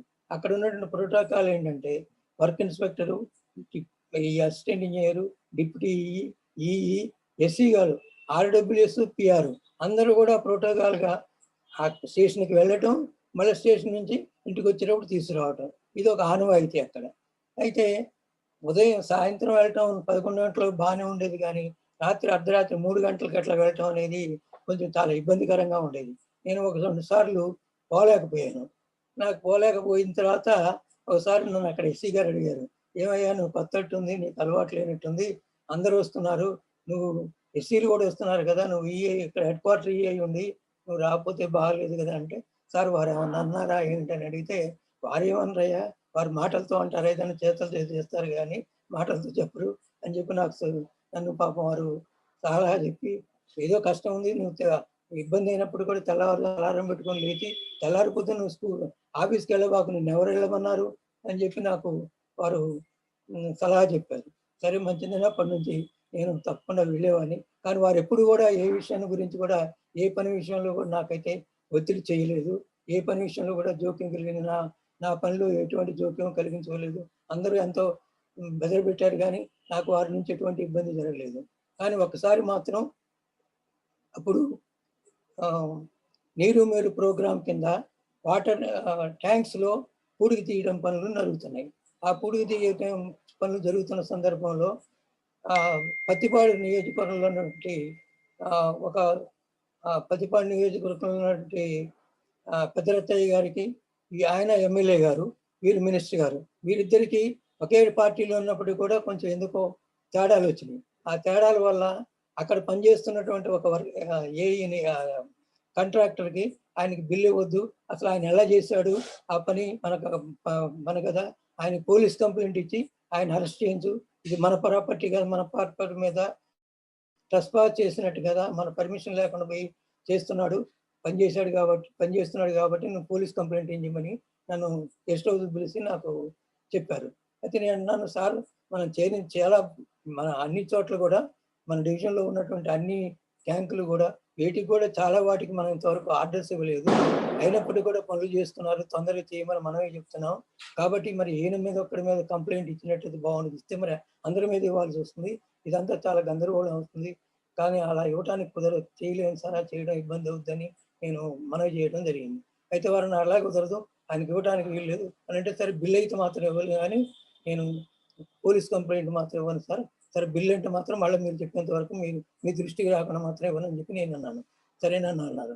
కానీ తర్వాత ఒక 6 రోజుల తర్వాత ఆ ఎమ్మెల్యే గారు కొంతమంది తీసుకొని వచ్చి, నువ్వు ఎందుకు బిల్లు ఇవ్వటం లేదు, ఈ అందరికి ఇచ్చేటప్పుడు నువ్వు ఈయనకెందుకు రికార్డు ఇచ్చి నువ్వు ఎందుకు బిల్లు ఇవ్వవు, లేదు నువ్వు మినిస్టర్ గారు చెప్పారు కానీ ఒక్క మాట చెప్పు చాలు, నాకు నువ్వు ఇవ్వట్లేదో నాకు తెలుసు, మినిస్టర్ గారు చెప్పారని నాకు తెలిసింది, కానీ మినిస్టర్ గారు చెప్పారని చెప్పి చాలు, నేను నీ బిల్లు అడగను, నేను అడగను, నేను వెళ్ళిపోతాను అని చెప్పాను. నేను మినిస్టర్ గారు చెప్తున్నారని చెప్పండి. 7:25 అయింది. రాఘవులు గారు, excuse me, now is time is 7:25. మీరు 5 minutes లో కంక్లూడ్ చేయండి. ఓకే సార్, అయితే చేస్తాను, దానికి ఇదేం లేదండి అని చెప్పి అన్నాను. కానీ నేను చేస్తాను కానీ ఇప్పుడు చేయను, కొంత టైం తీసుకుంటానని చెప్పి అని చెప్తే, ఇప్పుడు నువ్వు టైం తీసుకుంటానని చెప్పి నువ్వు రిటైర్ అయిపోతావు లేదా ట్రాన్స్ఫర్ అయిపోతావు, మాకు ఎవరు దిక్కంటే అలా ఏం కాదు సార్, నేను తప్పకుండా చేస్తాను. మీకు కావాలంటే నేను బాండ్ రాసిస్తాను. మీకు 5,000 వరకే కదా మీకు వచ్చే బిల్లు. నా జీతం 20,000 వరకు వస్తుంది. నేను మీకు బాండ్ పేపర్ మీద నేను అమ్ముకున్నట్టుగా మీకు రాసిస్తాను. నేను పోలేకపోయినట్టయితే మీ డబ్బులు నేను నా సొంత జీతం నుంచి చెల్లించిస్తాను. మీరు అటువంటిది ఏమనుకోకర్లేదు అని చెప్పి వారికి నచ్చజెప్పి పంపితే అప్పుడు వారందరిని తీసుకొని ధర్నా చేస్తున్న వ్యక్తి సరే వెళ్ళి, ఇదంతా ఎందుకండి మీకు బాధ, ఒక్క మాట చెప్పరాదండి, మంత్రి గారు ఇవ్వద్దన్నారంటే మిమ్మల్ని మేము ఏమన్నా వెళ్ళిపోతామని అంటే లేదండి అని చెప్పి అన్నాను. అంటే వెళ్ళిపోయారు. కానీ కొద్ది రోజుల్లోనే మళ్ళీ టీ కప్పులో తుఫాన్ లాగా ఒకే పార్టీలో ఉన్న వారిద్దరి మధ్య సఖ్యత కుదిరింది. ఏం జరిగిందో తెలియదు. తర్వాత కొద్ది రోజుల్లోనే వారికి బిల్లు ఇచ్చి ఇచ్చేయడం జరిగింది. ఆ రకంగా నేను అక్కడ చేశాను. తర్వాత అక్కడ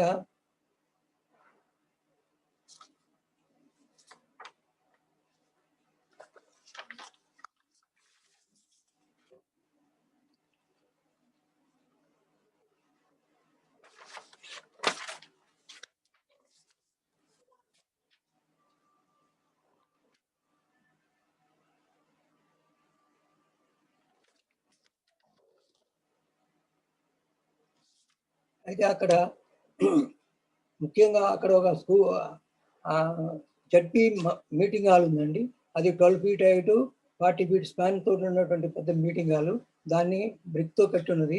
దానిపైన మళ్ళీ ఒక ఏసీ హాల్ నిర్మించాలంటే అక్కడ ఉన్నటువంటి టెక్నికల్ వాళ్ళతోటి సంప్రదించి నేను టెక్నికల్గా దాన్ని చూసి దాని ఇన్వర్టెడ్ బీమ్స్ తోటి ఏసీ హాల్ నిర్మించి దాన్ని చాలా కష్టంతో టెక్నికల్గా చాలా మంది సహకారం తీసుకొని అది గర్వకారణంగా నిర్మించడం జరిగింది.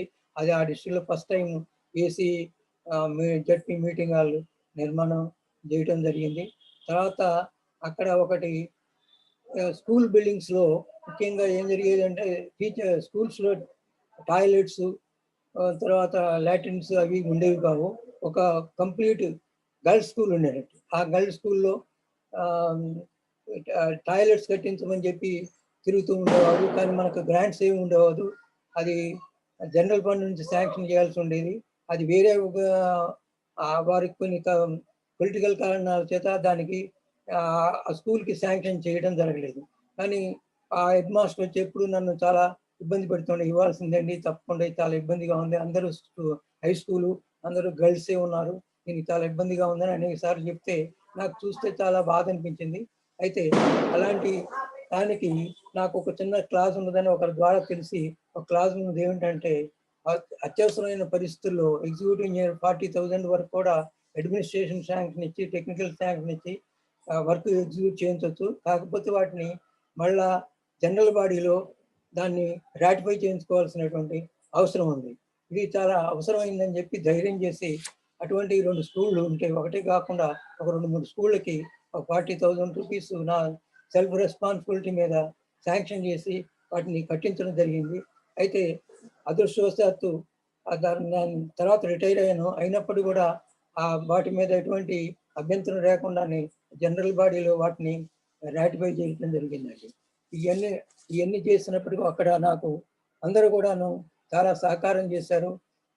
అక్కడ నేను ఉండగానే ఇన్స్టిట్యూషన్ ఆఫ్ ఇంజనీర్స్కి మన నుండి అక్కడ మొట్టమొదటిగా మన ఇంజనీర్స్ డే 15th సెప్టెంబర్లో ఇంజనీర్స్ డే చేయించడం జరిగింది. అక్కడ వాళ్ళకి అలవాటు లేకుండా అక్కడ అయినప్పుడు ఫస్ట్ టైం చేసాం.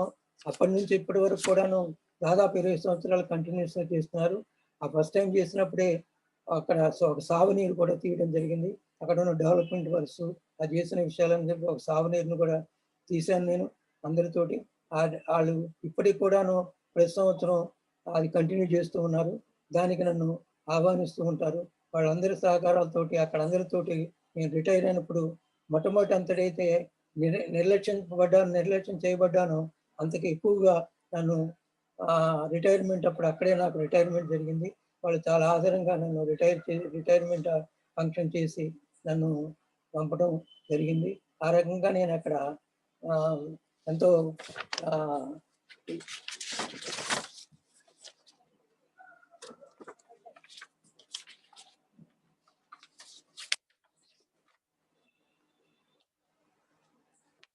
ఇబ్బంది లేకుండా పూర్తి చేసుకోవడం జరిగిందండి. ఆ రకంగా నేను అక్కడ రిటైర్ అయ్యాను. అక్కడ రిటైర్ కావడానికి నాకు ముఖ్యమైన కారణాలు ఏంటంటే బిల్స్ ఎక్కువ పెండింగ్ పెట్టి ఎప్పుడు పూర్తి చేసేవాడినండి. ముఖ్యంగా స్టాఫ్ శాలరీస్ ఫస్ట్ కల్లా ఇచ్చేవాళ్ళు. అంతకుముందు వాళ్ళకి ఫస్ట్ జీతాలు వచ్చేవి కాబట్టి అటెండర్స్ వాళ్ళంతా చాలా సంతోషించేవాళ్ళు. అది ఒక కారణం. తర్వాత ఆఫీసులో అసిస్టెంట్ ఇంజనీర్స్, తర్వాత స్టాఫ్ కూడా ఈ గారి ఆఫీస్ ఛాంబర్లో ఎంతసేపు మాట్లాడినా కూర్చొని మాట్లాడేవాళ్ళు కాదు, నిలబడి మాట్లాడేవాళ్ళు. నేను వాళ్ళని కూర్చొని ఏదైనా ఎక్కువసేపు మాట్లాడవలసి ఉంటే తప్పకుండా వాళ్ళని కూర్చోమని చెప్పి మాట్లాడించేవాడిని. అది ఒక కారణం. అందరిని కూడా గౌరవంగా చూసేవాడిని. తర్వాత ఇంకోటి ఏంటంటే ఈ ఈ నేను వర్క్కి వెళ్ళినప్పుడు ఏ వర్క్కి వెళ్ళినా కూడా వర్క్కి వెళ్ళినప్పుడు ఇన్స్పెక్షన్ రిపోర్ట్స్ రాసిచ్చేవాళ్ళని.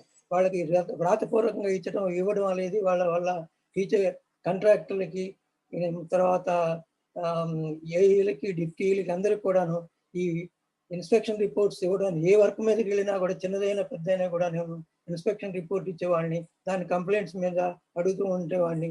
ఆ రకంగా నాకు ఒక రకమైనటువంటి గౌరవం ఆపాదింపబడింది.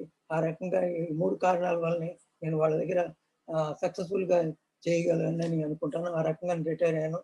రిటైర్ అయిన తర్వాత 2001లో ఇంజనీరింగ్ స్టాఫ్ కాలేజ్ ఆఫ్ ఇండియాలో మీరు ఫుట్బాల్ ప్రోగ్రాంలో ఖమ్మం జిల్లాలో టీమ్ లీడర్గా ఒక 2 years పనిచేశాను.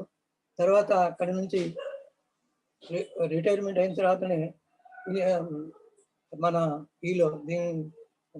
ఎండోమెంట్స్ డిపార్ట్మెంట్లో అప్పుడు గోదావరి పుస్తకాలలో 2002లో గోదావరి పుస్తకాల నిర్మాణం కోసం పంచాయతీరాజ్ నుంచి, R&B నుంచి కొంతమంది ఎస్సీలని తీసుకున్నారు. ఆ సందర్భంగా నేను కూడా అందులో చేరాను. అందులో చేరితే విశేషం ఏంటంటే అప్పుడు మేము ఏమైతే తీసుకున్నామో శాలరీ మాత్రం పెన్షన్ ఎంత ఉంటే అంతే ఇచ్చేవాళ్ళు. ఆ పెన్షన్ నాకు అప్పుడు 8,000 ఉండేది. మా పంచాయతీరాజ్ నుంచి సిఈ గారు వచ్చారు. వారికి 5,000, వారికి 7,000 ఉండేది. వారు ఉన్నప్పుడు వాటి స్కేల్స్ తక్కువ ఉండేవి కనుక విశేషం ఏంటంటే పాపం వారికి 7,000 వచ్చేది. అయినప్పుడు కూడా మేము మాకు ఎస్సీ కారు మన ఎస్కీలో 15,000, 60,000 ఇస్తున్నా కూడా ఏదో సర్వీస్ చేయొచ్చు అనే మోటివ్ తోటి ఈ డిపార్ట్మెంట్లో చేరడం జరిగింది. అందులో 2 సంవత్సరాలు గోదావరి పుష్కరాలప్పుడు చేశాను. నాకు బాసర్ నుంచి భద్రాచలం వరకు జ్యూరిస్డిక్షన్ ఉండేది. అనేక టెంపుల్స్ని రెన్యూ చేయడం, కట్టడం, తర్వాత ఇవన్నీ చేయడం జరిగింది. అదంతా నాకు అన్ని సర్వీసుల్లో కంటే అది నాకు ఎక్కువ సంతృప్తికరమైన సర్వీస్ ఇచ్చింది. ఆ సర్వీసులో ఎగ్జిక్యూటివ్ ఇంజనీర్ ఉండవలసినటువంటి అన్ని రకాలైనటువంటి అవకాశాలని, అధికారాలని వినియోగించి నా మనసుకు నచ్చినట్టుగా పనిచేయగలిగి ఎంతో ఆత్మసంతృప్తినిచ్చింది. అయితే అలా చేస్తున్న సందర్భంలో ఎవరికి భయపడకుండా నిర్భీతిగా పనిచేశాను. ఆ సందర్భంలో బాసర్లో ఉన్నటువంటి శివాలయం, ఇక్కడ కాళేశ్వరంలో 2 గోపురాలు, మండపం, ప్రాకార మండపం, అవన్నీ నేను గోదావరి మాతలు అవన్నీ నేను నిర్మించడం జరిగింది. సహకారంతో నిర్మించడం జరిగింది. అయితే అలా నిర్మిస్తున్న సందర్భంలో మన వేములవాడ రాజరాజేశ్వరి టెంపుల్లో కొన్ని పనులు చేస్తున్నప్పుడు అక్కడ ఉన్నటువంటి మెంబరు, ట్రస్ట్ బోర్డు మెంబర్ ఒక ఆయన, నువ్వేదో నిజాయితీగా పనిచేస్తున్నాను అనుకుంటున్నావేమో, నీ జేబులో 1,000 రూపాయలు కొట్టి నిన్ను ఏసీబీకి పట్టిస్తున్నాను ఏమనుకుంటున్నావు అని చెప్పి ఫోన్ చేసి నన్ను బెదిరించాడు. అయితే నేను అన్నాను, ఇప్పుడే నేను పోలీస్ కంప్లైంట్ ఇచ్చి మీ ఈవోకి చెప్పి ఇప్పుడే నేను పోలీస్ స్టేషన్కి రిపోర్ట్ చేస్తున్నాను, నువ్వేం చేస్తావో చేసుకో, నీ సంగతి చూసుకోముందని చెప్పి నేను అప్పుడున్న ఈవోకి వాళ్ళకి ఫోన్ చేసి చెప్పడం జరిగింది. ఆ రకంగా నేను సాటిస్ఫాక్షన్గా ఆ ఎస్సీ కార్పొరేషన్లో కూడాను ఎండోమెంట్స్లో కూడా చాలా సంతృప్తికరమైనటువంటి చేయడం జరిగిందండి. ఇది రకంగా నా సర్వీసెస్ అయినాయి. తర్వాత 2014, 2016లో ఇక్కడ వరంగల్లో ఇన్స్టిట్యూషన్ ఆఫ్ ఇంజనీర్స్లో చైర్మన్గా, లోకల్ సెంటర్కు చైర్మన్గా 2014 నుండి 2016 వరకు పనిచేశాను. అప్పుడు అనేక సెమినార్లు, తర్వాత వర్క్షాప్లు జరపడం జరిగింది. ఇప్పుడు ఇప్పుడు కూడాను ఎగ్జిక్యూటివ్ మెంబర్గా ఉన్నాను. ఇది నాకు సరైనటువంటి నా యొక్క ఉద్యోగరీత్యా జరిగినటువంటి సంశయాలండి. ఇకపోతే నాకు 3 పిల్లలు, మగపిల్లలు, ఒక అమ్మాయి. 3 పిల్లలు ఇంజనీరింగ్ చేశారు కానీ 2 అంత రాలేదు. ఒక అతను మాత్రం ఇక్కడ ఢిల్లీ అంటే ఢిల్లీ దగ్గర ఉన్నాడు. మూడో వాడు మాత్రం అమెరికాలో సాఫ్ట్వేర్లో ఇంజనీరింగ్ చేసినప్పటికీ ఆర్ఈసీలోనే ఇంజనీరింగ్ చేశాడు, సివిల్ ఇంజనీరింగ్. కానీ అక్కడ సాఫ్ట్వేర్లో పనిచేస్తున్నాడు, వర్జీనియాలో పనిచేస్తున్నాడు అండి. అమ్మాయి డాక్టరు, అల్లుడు గారు కూడా డాక్టరే. ఆమె అసిస్టెంట్ ప్రొఫెసర్గా గుంటూరు గవర్నమెంట్ మెడికల్ కాలేజీలో పనిచేస్తుంది. అదే హాస్పిటల్లో అక్కడ అల్లుడు గారు కూడా అనస్థీషియాగా పనిచేస్తున్నారు. నా మిస్సెస్ 2006లో జరిగిపోయిందండి. అది ఇది ఈవిడండి ఇక్కడ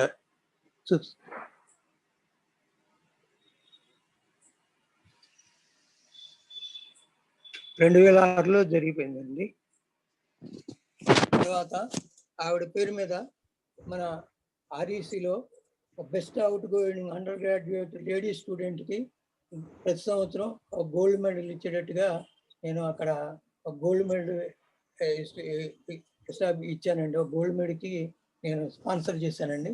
ఆర్ఈసీలో మా మిసెస్ పేరు ఒక gold medal best outgoing undergraduate lady స్టూడెంట్కి ఇచ్చే ఏర్పాటు చేశానండి.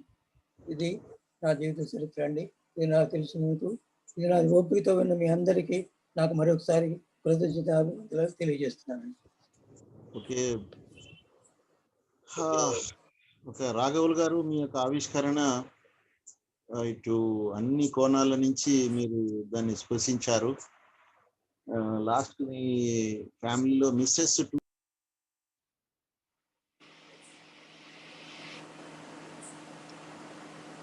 Hello hello వినపట్లేదండి.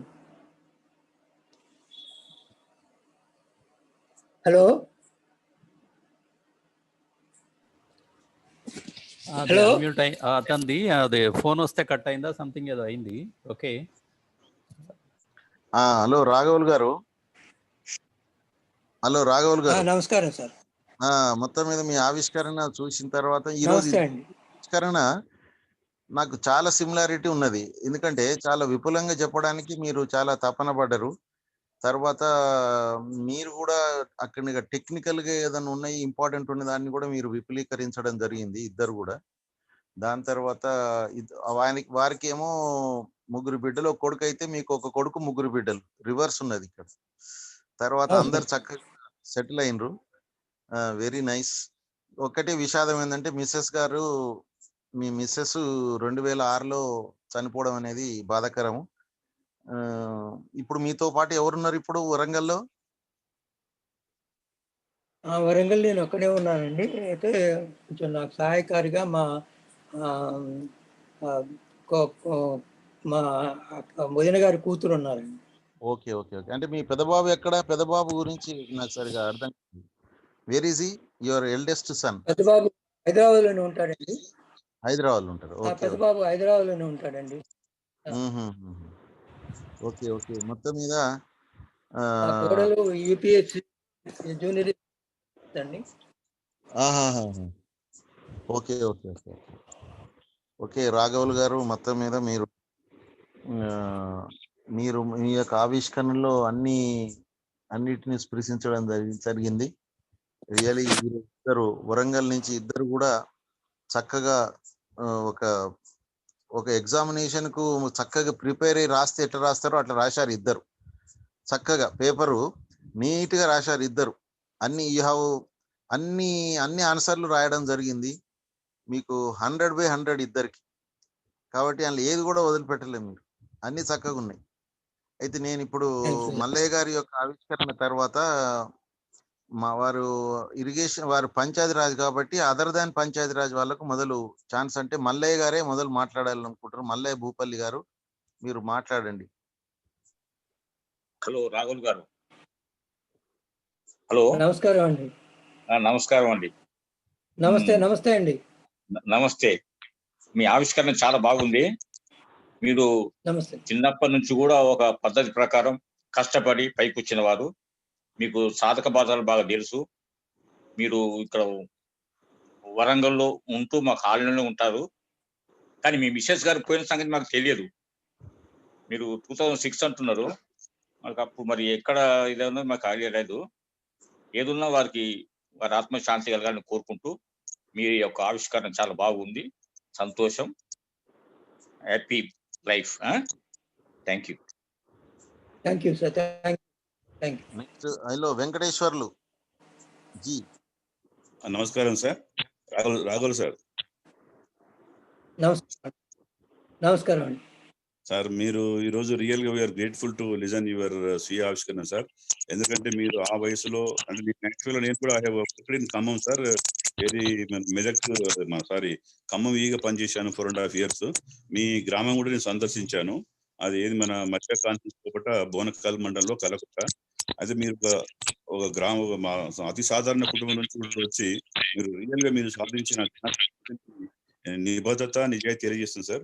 మీరు చేసిన కార్యక్రమాలు ఏది ఉన్నాయో మీరు అప్పుడు మొట్టమొదటి తెలంగాణ ఉద్యమంలో మీరు అక్షర ఉద్యమం చేపట్టినట్టు మీరు తెలిపారు. రియల్ గా అభినందనీయం సార్.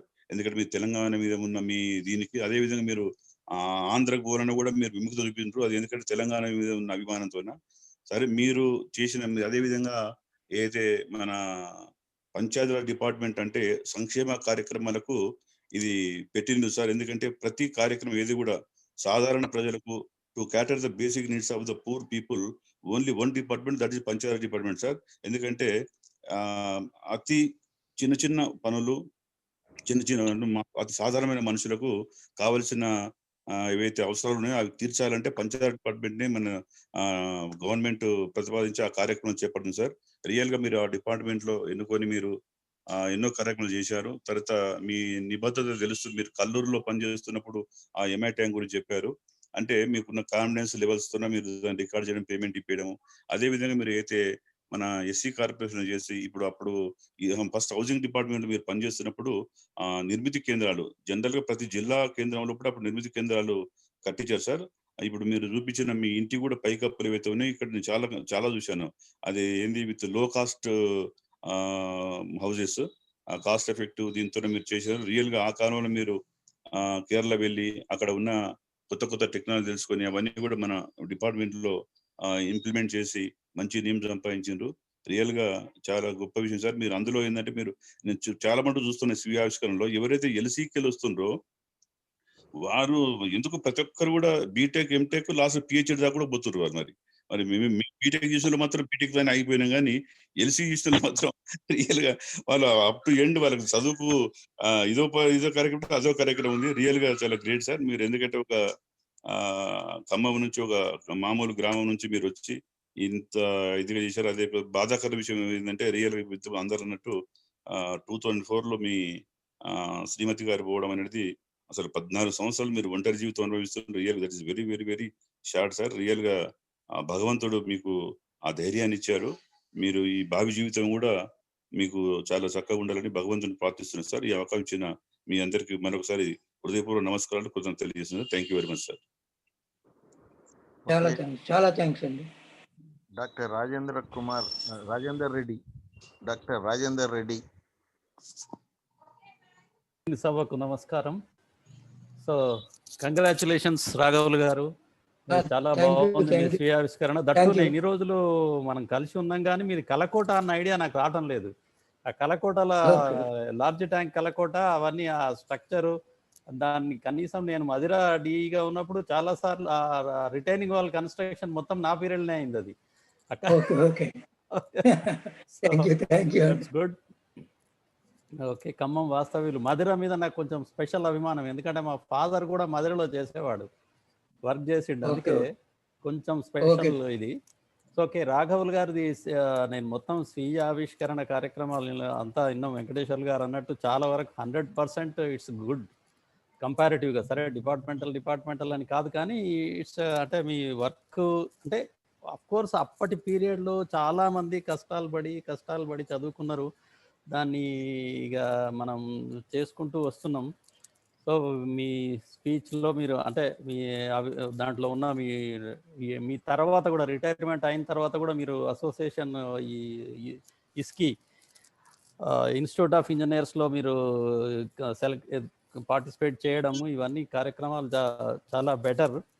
ఓకే, దీనివల్ల మా మొత్తానికి మాత్రం ఒకటి ఇవాళ ఇద్దరు వరంగల్ కొమరన్న గారు ప్లస్ రాఘవులు గారు ఇద్దరికి నా శుభాభినందనలు తెలియజేస్తున్నాను.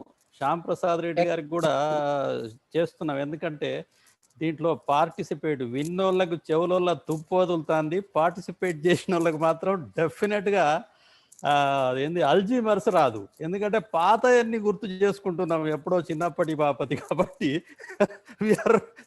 కోవిడ్ బాధితులం కాకుండా అల్జీమర్స్ బాధితులం కాకుండా ఉండేందుకు దీంట్లో స్వీయ ఆవిష్కరణలో ప్రతి ఒక్కరూ పార్టిసిపేట్ చేసి పార్టిసిపేట్ చేసిన తుప్పు చెవుల తుప్పు వదలగొట్టండి.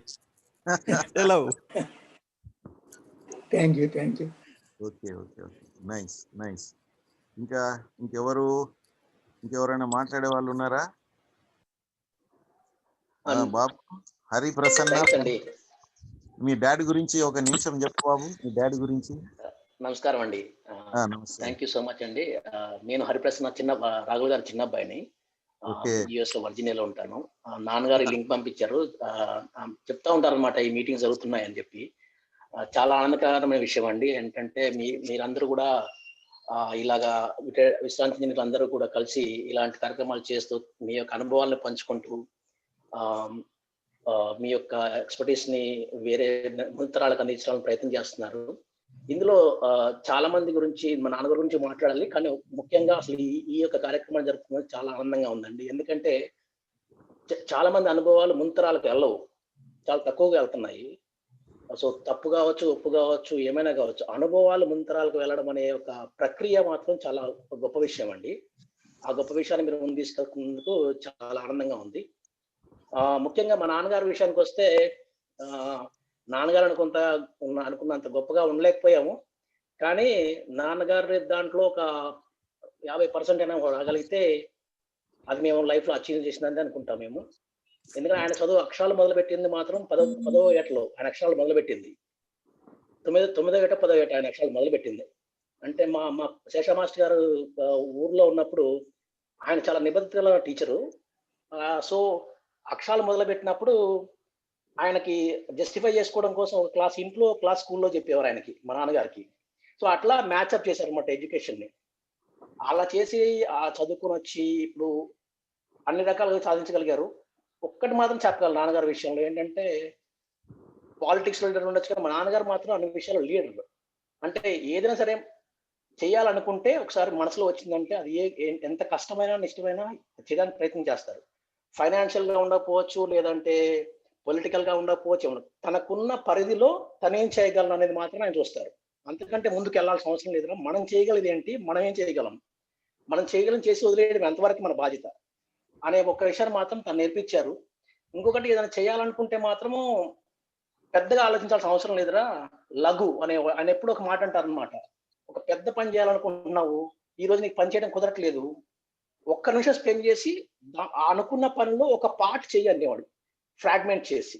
సో అజైల్ మెథడాలజీ అంటే అదే ఇప్పుడు మన యాక్చువల్, ఎందుకంటే ఇంకేం లేదు, ఆ ముక్కలు చేసి చేసుకోవడం.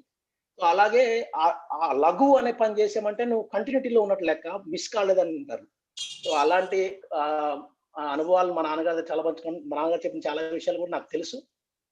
అదృష్ట మా నాన్నగారితో మాకు తండ్రి కొడుకుల అనుభవం అనుకుంటా కూడా స్నేహితుడి స్నేహితుల రకమైన రిలేషన్షిప్ ఉంది.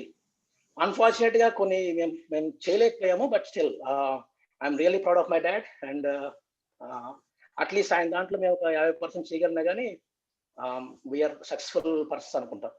థ్యాంక్స్ అండి అవకాశం ఇచ్చినందుకు. Thank you Prasanna. ఇంకెవరైనా మాట్లాడాలనుకుంటున్నారా? ఫస్ట్ టైం మన ఆవిష్కరణలో ఇంతవరకు ఒక తండ్రి గురించి కొడుకు మాట్లాడడం అనేది మొదటిసారి. ఇది ఛాన్స్ రావడం అనేది ఫస్ట్ టైం బాబు. రియల్లీ ఇంతవరకు 244 రోజుల నుంచి మనం నడుస్తున్నది కదా, ఎవరు కూడా మాట్లాడలేదు ఇప్పటి వరకు. I'm very happy. ఇది కూడా ఒక నూతన ఒరబడికి ఇది నాంది అని నేను అనుకుంటున్నాను. డెఫినెట్ గా ఇప్పటి నుంచి మేము ఆవిష్కర్తలకు చెప్తాం, మీ పిల్లలు కనీసం ఒకరన్నా ఆవిష్కరణలో ఉండాలని. ఇండియాలో ఉండని, అమెరికాలో ఉండని, ఎక్కడన్నా ఉండని. ఓకే బాబు, నైస్. ఇంకెవరైనా మాట్లాడే వాళ్ళు ఉంటే చెప్పండి. Nivas. Good evening sir. Good evening sir. I'm doctor Ashok, FI. ఓహో, నివాస్. నమస్తే సార్. పాలిటెక్నిక్. నమస్తే రాఘవ్ సార్. నమస్తే. పాలిటెక్నిక్ HOD సివిల్ గా సార్. పాలిటెక్నిక్ లో నేను రాఘవులు సార్తో నాకు చాలా దగ్గరి అది ఉంది, పరిచయం ఉంది. సార్ని నేను మా పాలిటెక్నిక్ వరంగల్లో తీసుకొచ్చి గెస్ట్ లెక్చర్ ఇప్పించాను. సార్ ఇందులో ఒక 10% షేర్ చేశారు మా స్టూడెంట్స్ కి. సార్ అనుభవాలు, సార్ ఎక్స్పీరియన్స్ అంతా. యాక్చువల్ గా సార్తో పరిచయం అయినప్పటి నుంచి సార్తో ఒక విధమైన ఒక గురు సంబంధం ఉంది. సార్ను గురువు లాగా భావిస్తూ ఉంటాను. సార్ ఇన్స్టిట్యూషన్ ఆఫ్ ఇంజనీర్స్ లో సార్తో కలిసి నేను చాలా పనిచేశాను. సార్ యాక్చువల్ ఒరిజినల్ నాలెడ్జ్ లో, ఒరిజినల్ ఎక్స్పీరియన్స్ లో మనకు 10% కూడా షేర్ చేయలేదు. అంటే మీరు ఇమాజిన్ చేసుకోండి ఎంత సార్ దగ్గర ఉందనేది. యాక్చువల్ గా చాలా మందికి ఉపయోగపడుతుంది యంగ్ ఇంజనీర్స్ కి. నేను ఒక 1 year అయితే మీ దానిలో రిటైర్ అవుతాను, మీ దానిలో జాయిన్ అవుతానో లేదో తెలియదు. Because I'm academic engineer, academician. నేను ఇంజనీర్, రిటైర్డ్ ఇంజనీర్ గా మీరు పర్మిట్ చేస్తారో తెలియదు. కానీ సార్ దగ్గర ఉన్న ఎక్స్పీరియన్స్ సార్. ఇప్పుడు ఇంతకుముందు సార్ అయితే నాకు పరిచయం లేదు. ఒకసారి సార్ లింక్ పంపించారు, అందుకని నేను జాయిన్ కావాల్సి వచ్చింది. జాయిన్ అయినా.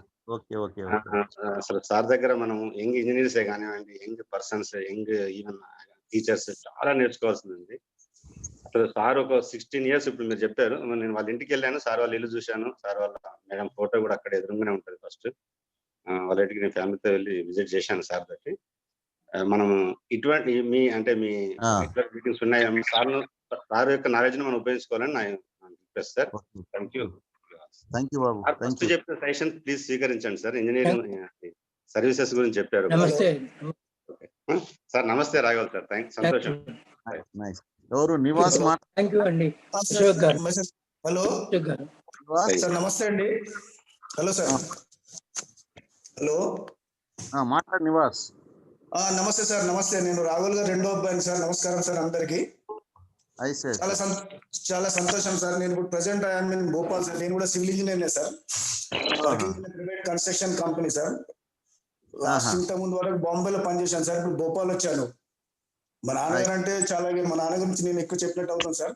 మా నాన్నగారు ఎప్పుడు మాకు మోటివేషనల్ స్పీచెస్ చెప్తూనే ఉంటారు. మా నాన్నగారు అంటే మాకు చాలా అది సార్. ఆయన బాగా ఎప్పుడు కష్టపడి పనిచేయాలని చెప్తుంటారు.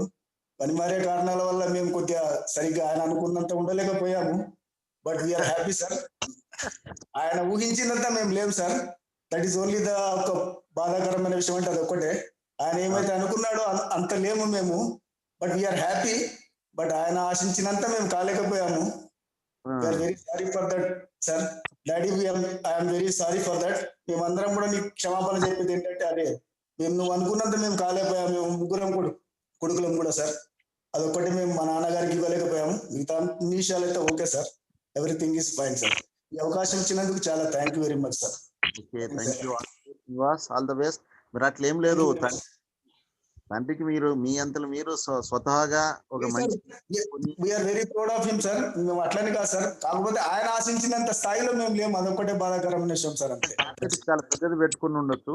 డెఫినెట్ గా ఒకరు చేరుతారు. వారు అనుకున్న టార్గెట్ కి మీరు అందరు తప్పకుండా అచీవ్ కావాలని మేము కోరుకుంటున్నాం బాబు. ప్రైవేట్ కన్స్ట్రక్షన్స్ గానే చేస్తున్నాం.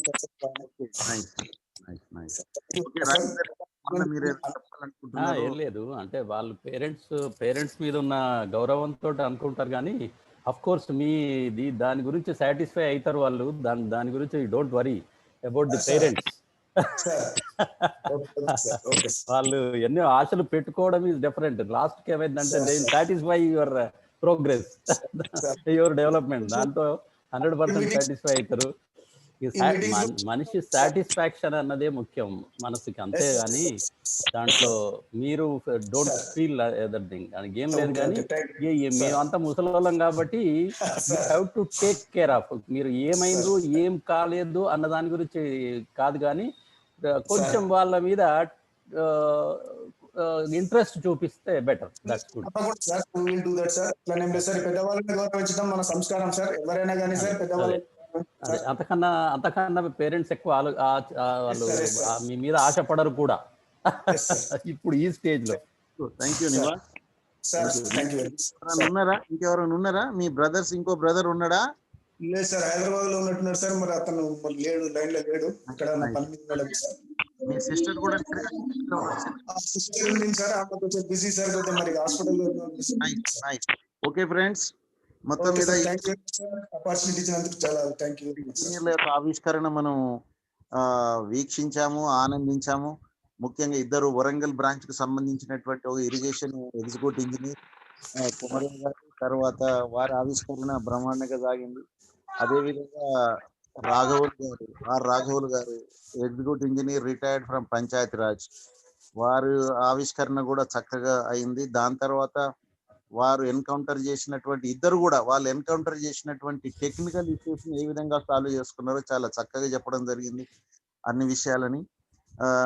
అసలు జనరల్ గా పంచాయతీరాజ్ నుంచి మనకు ఆవిష్కరణ అయిన వాళ్ళు మాది పంచాయతీరాజ్లో ఏముంటుంది అది ఇదని త్వరగా ముగించినందుకు ప్రయత్నం చేస్తారు, కానీ రాఘవులు గారికి ఉన్నటువంటి మల్టీఫేస్డ్ దాంతో ఉన్న కెపాసిటీతో చాలా చక్కగా వివరించడం జరిగింది అన్ని వివరాలు. ఒకసారి రాఘవులు గారికి మనము వారి యొక్క చక్కటి ఆవిష్కరణకు మనము అభినందన సూచనగా కరతాళధ్వనులతో తెలుపుదాము. మనము రాఘవులు గారికి కంగ్రాచులేషన్స్. ఇప్పుడు మీ యొక్క ఆవిష్కరణ మొత్తం రికార్డ్ చేయబడేది ఇద్దరిది. ఎవరి లింక్ వాళ్ళకు ఒక 1 hour లో మీకు పంపిస్తాము. ఆ విధంగా మీ ఆవిష్కరణ వినని మీ పిల్లలు కూడా అది విని ఆనందిస్తారని నేను అనుకుంటున్నాను. మీ ఫ్రెండ్స్ కానీ, మీ రిలేటివ్స్ కానీ, మీ ఆత్మీయులు కానీ అందరూ కూడా మీ ఆవిష్కరణ విని ఆనందిస్తారు అని చెప్పేసి మేము భావిస్తూ, ఇప్పుడు మనకు రేపటికి ఆవిష్కర్తలు ఇద్దరు కూడా మహబూబ్ నగర్ నుంచి ఈ మీటింగ్ ఈ ఆవిష్కరణకు వచ్చినటువంటి అందరికీ చాలా అందరూ విని ఆనందించిన వాళ్లకు, ఓపికగా విన్న వాళ్ళ అందరికి కూడా కృతజ్ఞత తెలియజేస్తూ, ముఖ్యంగా రాజేందర్ రెడ్డి అండ్ వాళ్ళ బ్రాంచ్ ఆఫీసర్ అందరు కూడా మరొకసారి అభినందనలు తెలియజేస్తూ, ఈరోజు ఇద్దరిని కూడా వారి నుంచి వాళ్ళ బ్రాంచ్ నుంచే ప్రపోజ్ చేశారు కాబట్టి వారికి మరొకసారి అభినందనలు తెలియజేస్తూ, శ్యామ్ ప్రసాద్ మరి 2 hours రెస్ట్రిక్ట్ చేస్తే సరిపోద్దేమో, ఇంకోసారి నెక్స్ట్ టైం నుంచి అది ఆలోచిస్తాను. ఎందుకంటే మరి లాస్ట్ కి ఎక్కువ టైం తీసుకుంటానేమో. ఇప్పుడు ఆయన మన కొమరన్న శ్రీధర్ పాటలు పాడుతావో పాడు. ఇవాళ మటుకు నాకు అంత హ్యాపీ సాంగ్స్ పాడాలని లేదు, ఎందుకంటే ఎల్లారెడ్డి గారు రవీందర్ గారు ఆత్మశాంతి కావాలని కొంచెం వేరే విధమైన పాటలు పాడుతున్నాను. పాట పాడండి మరి. కుమరయ్య గారి గురించి మా పాపాలు తొలగించు దీపాలు నీవే, ఇవాళ కార్తీక పౌర్ణమి, మా పాపాలు తొలగించు దీపాలు నీవే, వెలిగించినవయ్యా మమ్ము కరుణించినవయ్యా, జన్మ జన్మాల పుణ్యాల పంటలే నిన్ను దర్శించినామయ్యా, మేము తరించినామయ్యా, మా పాపాలు తొలగించు దీపాలు నీవే, వెలిగించినవయ్యా మమ్ము కరుణించినవయ్యా, జన్మ జన్మాల పుణ్యాల పంటలే నిన్ను దర్శించినామయ్యా, మేము తరించినామయ్యా, పెడుతుంటే మిగిలేది ప్రేమన్న అందం, మిగిలేది ఈ పుణ్యం, ఇచ్చు మేలైన పై జన్మం, రోగుల్ని ప్రేమించి వ్యాధుల్ని మాపి మరు జన్మనిచ్చావయ్యా, వారి బాధల్ని మోసావయ్యా, ఏనాడు పుట్టావో ఏడేడ తిరిగావో, నువ్వెంత వాడైతివో, నువ్వు ఏనాటి దైవానివో, ఈ ద్వారకమాయే నివాసమాయే ధన్యులమైనమయ్యా, మాపై దయించి వెలిసావయ్యా, మా పాపాలు తొలగించు దీపాలు నీవే, వెలిగించినావయ్యా మమ్ము కరుణించినావయ్యా, జన్మ జన్మాల పుణ్యాల పంటలే నిన్ను దర్శించినామయ్యా, మేము తరించినామయ్యా, తరించినామయ్యా. ఓకే, కార్తీక పూర్ణమి అని మీరు సాయిబాబా పాట పాడిండ్రు. ఓకే, ఇప్పుడు రాఘవుల గారి గురించి అని వారికి నాకు ఒక బాధాకరమైన విషయం ఏంటంటే, వారు 2006 వాళ్ళ శ్రీమతి గారు పరమపదించారని చెప్పారు. దానికి కొంచెం, ఎందుకంటే ఈ వయసులో ఉండవలసింది తోడు మేడం గారు, వారు ఒక్కరే ఉన్నారంటే కొంచెం బాధ అనిపించింది. కలకానిది వెలువైనది బ్రతుకు కన్నీటి ధారలలోనే బలి చేయకు, కల కానిది విలువైనది. బ్రతుకు కన్నీటి ధారలలోనే బలి చేయకు, అలముకొన్న చీకటిలోనే అలమటించనేలా, అలముకొన్న చీకటిలోనే అలమటించనేలా, కలతలకే లొంగిపోయి పలుకరించనేలా. ఓ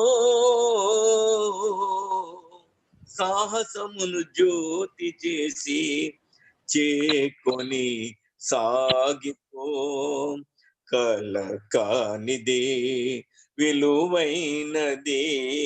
బ్రతుకు కన్నీటి ధారలలోనే బలి చేయకు, అగాధమౌ జలనిధిలోన ఆనిముత్యమున్నటులే, శోకాల మరుగున దాగే సుఖమున్నదిలే. అగాధమౌ జలనిధిలోన ఆనిముత్యమున్నటులే, శోకాల మరుగున దాగే సుఖమున్నదిలే. ఏది తనంత తానై నీ దరికి రాదు, సాధించాలి అది ఏ ధీరగుణం, కల కానిది విలువైనది. బ్రతుకు కన్నీటి ధారలలోనే బలి చేయకు. సర్వే జన సుఖినో భవంతు. థ్యాంక్ యూ కృష్ణ కుమార్ గారు, thank you very much. Thank you. మన శ్రీధర్ గారు అనే నూకల శ్రీధర్ గారు